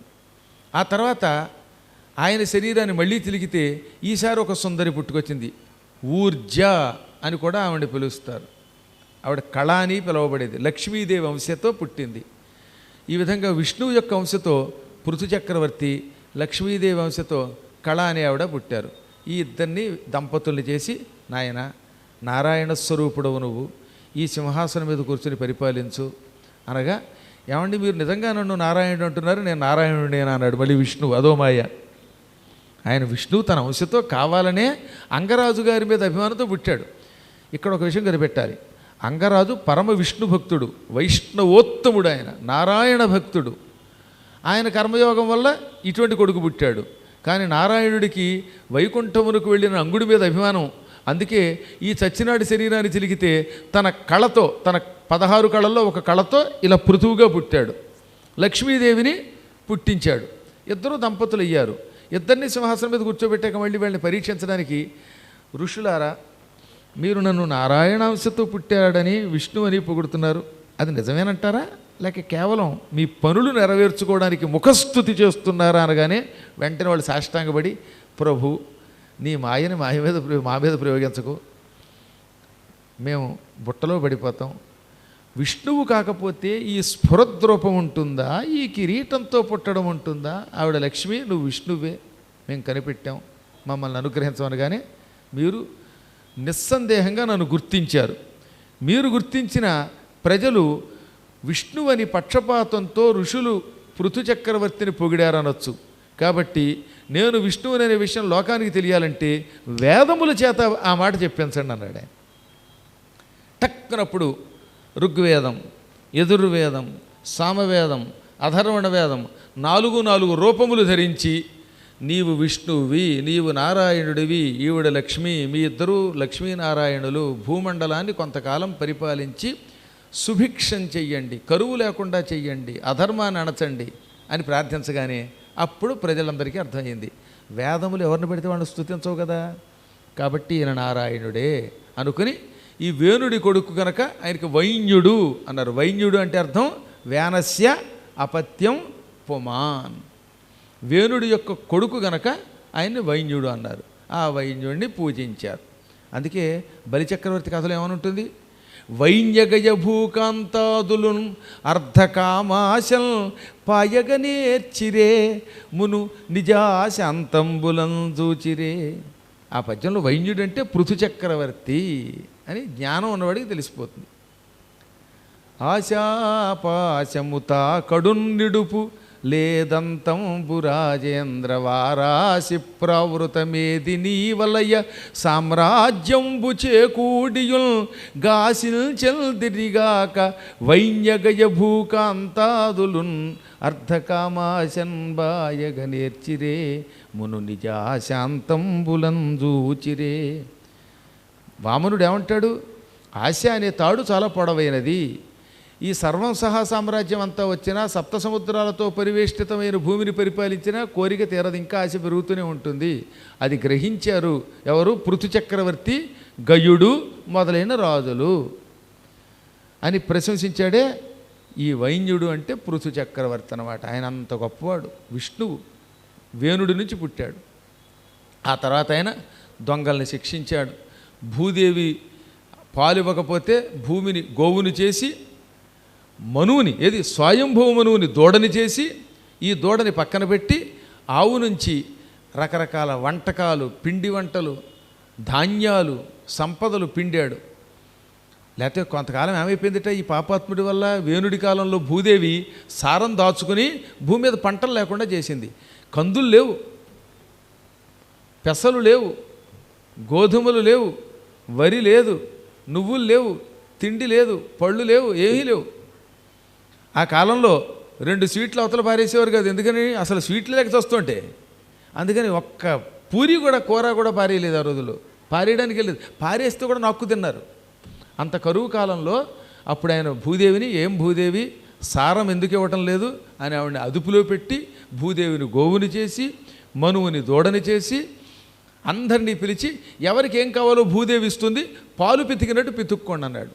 పితృదేవతలు తమకు కావలసిన పితృకార్యాలు పితుక్కున్నారు, దేవతలు తమకు కావలసిన అమృతం పితుక్కున్నారు, పాములు విషాన్ని పితుక్కుపోయాయి, చెట్లు పువ్వులు పళ్ళని పితుక్కున్నాయి.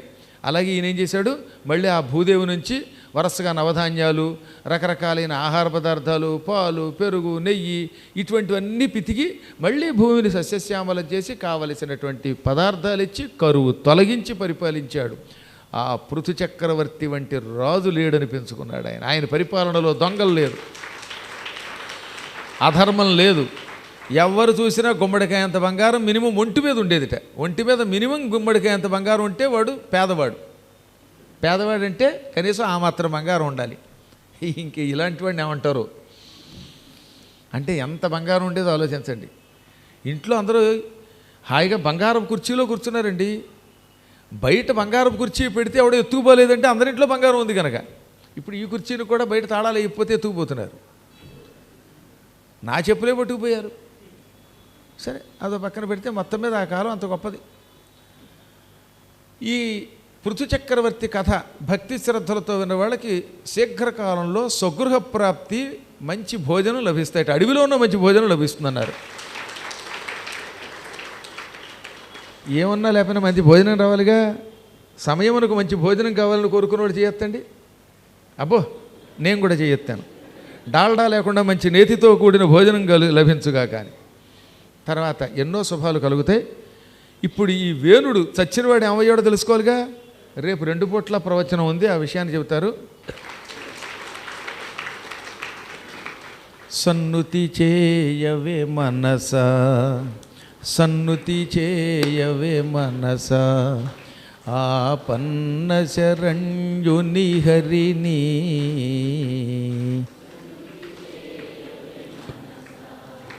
చక్రధారి కౌస్తుభహారి, చక్రధారి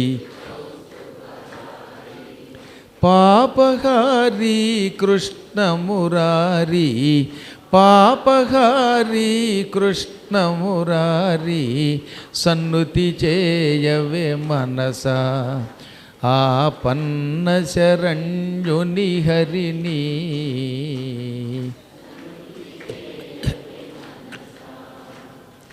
మరులు గొల్లిపే సిరులు మేను, మరులు గొల్లిపే సిరులు మేను, నిలువబోవే మనసా, మరులు గొల్లిపే సిరులు మేను, నిలువబోవే మనసా, స్థిరము కాని ఇహ భోగముల పరము మరువకే మనసా, గోపబాలుని మురళీలోలుని, గోపబాలుని మురళీలోలుని, సన్నుతి చేయవే మనసా, ఆపన్న శరణ్యుని హరిని.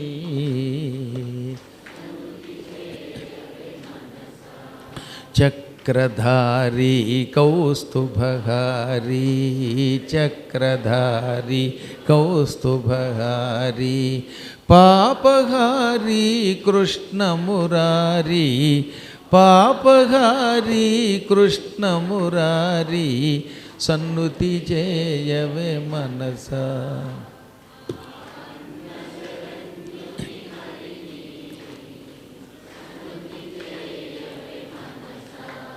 ఆదిదేవుని పాదసేవా, ఆదిదేవుని పాదసేవా, భవపయోధికి నావా, ఆదిదేవుని పాదసేవా, భవపయోధికి నావా, పరమయోగులు చేరగోరే పరమ పదవికి త్రోవా, శేషశాయిని మోక్షప్రదాయిని, శేషశాయిని మోక్షప్రదాయిని, సన్నుతి చేయవే మనసా, ఆపన్న శరణ్యుని హరిని, సన్నుతి చేయవే మనసా. చక్రధారి కౌస్తుభహారి, చక్రధారి పాపహారి కృష్ణమురారి, పాపహారి కృష్ణమురారి, సన్నుతి చేయవే మనసా, సన్నుతి చేయవే మనసా, సన్నుతి చేయవే మనసా.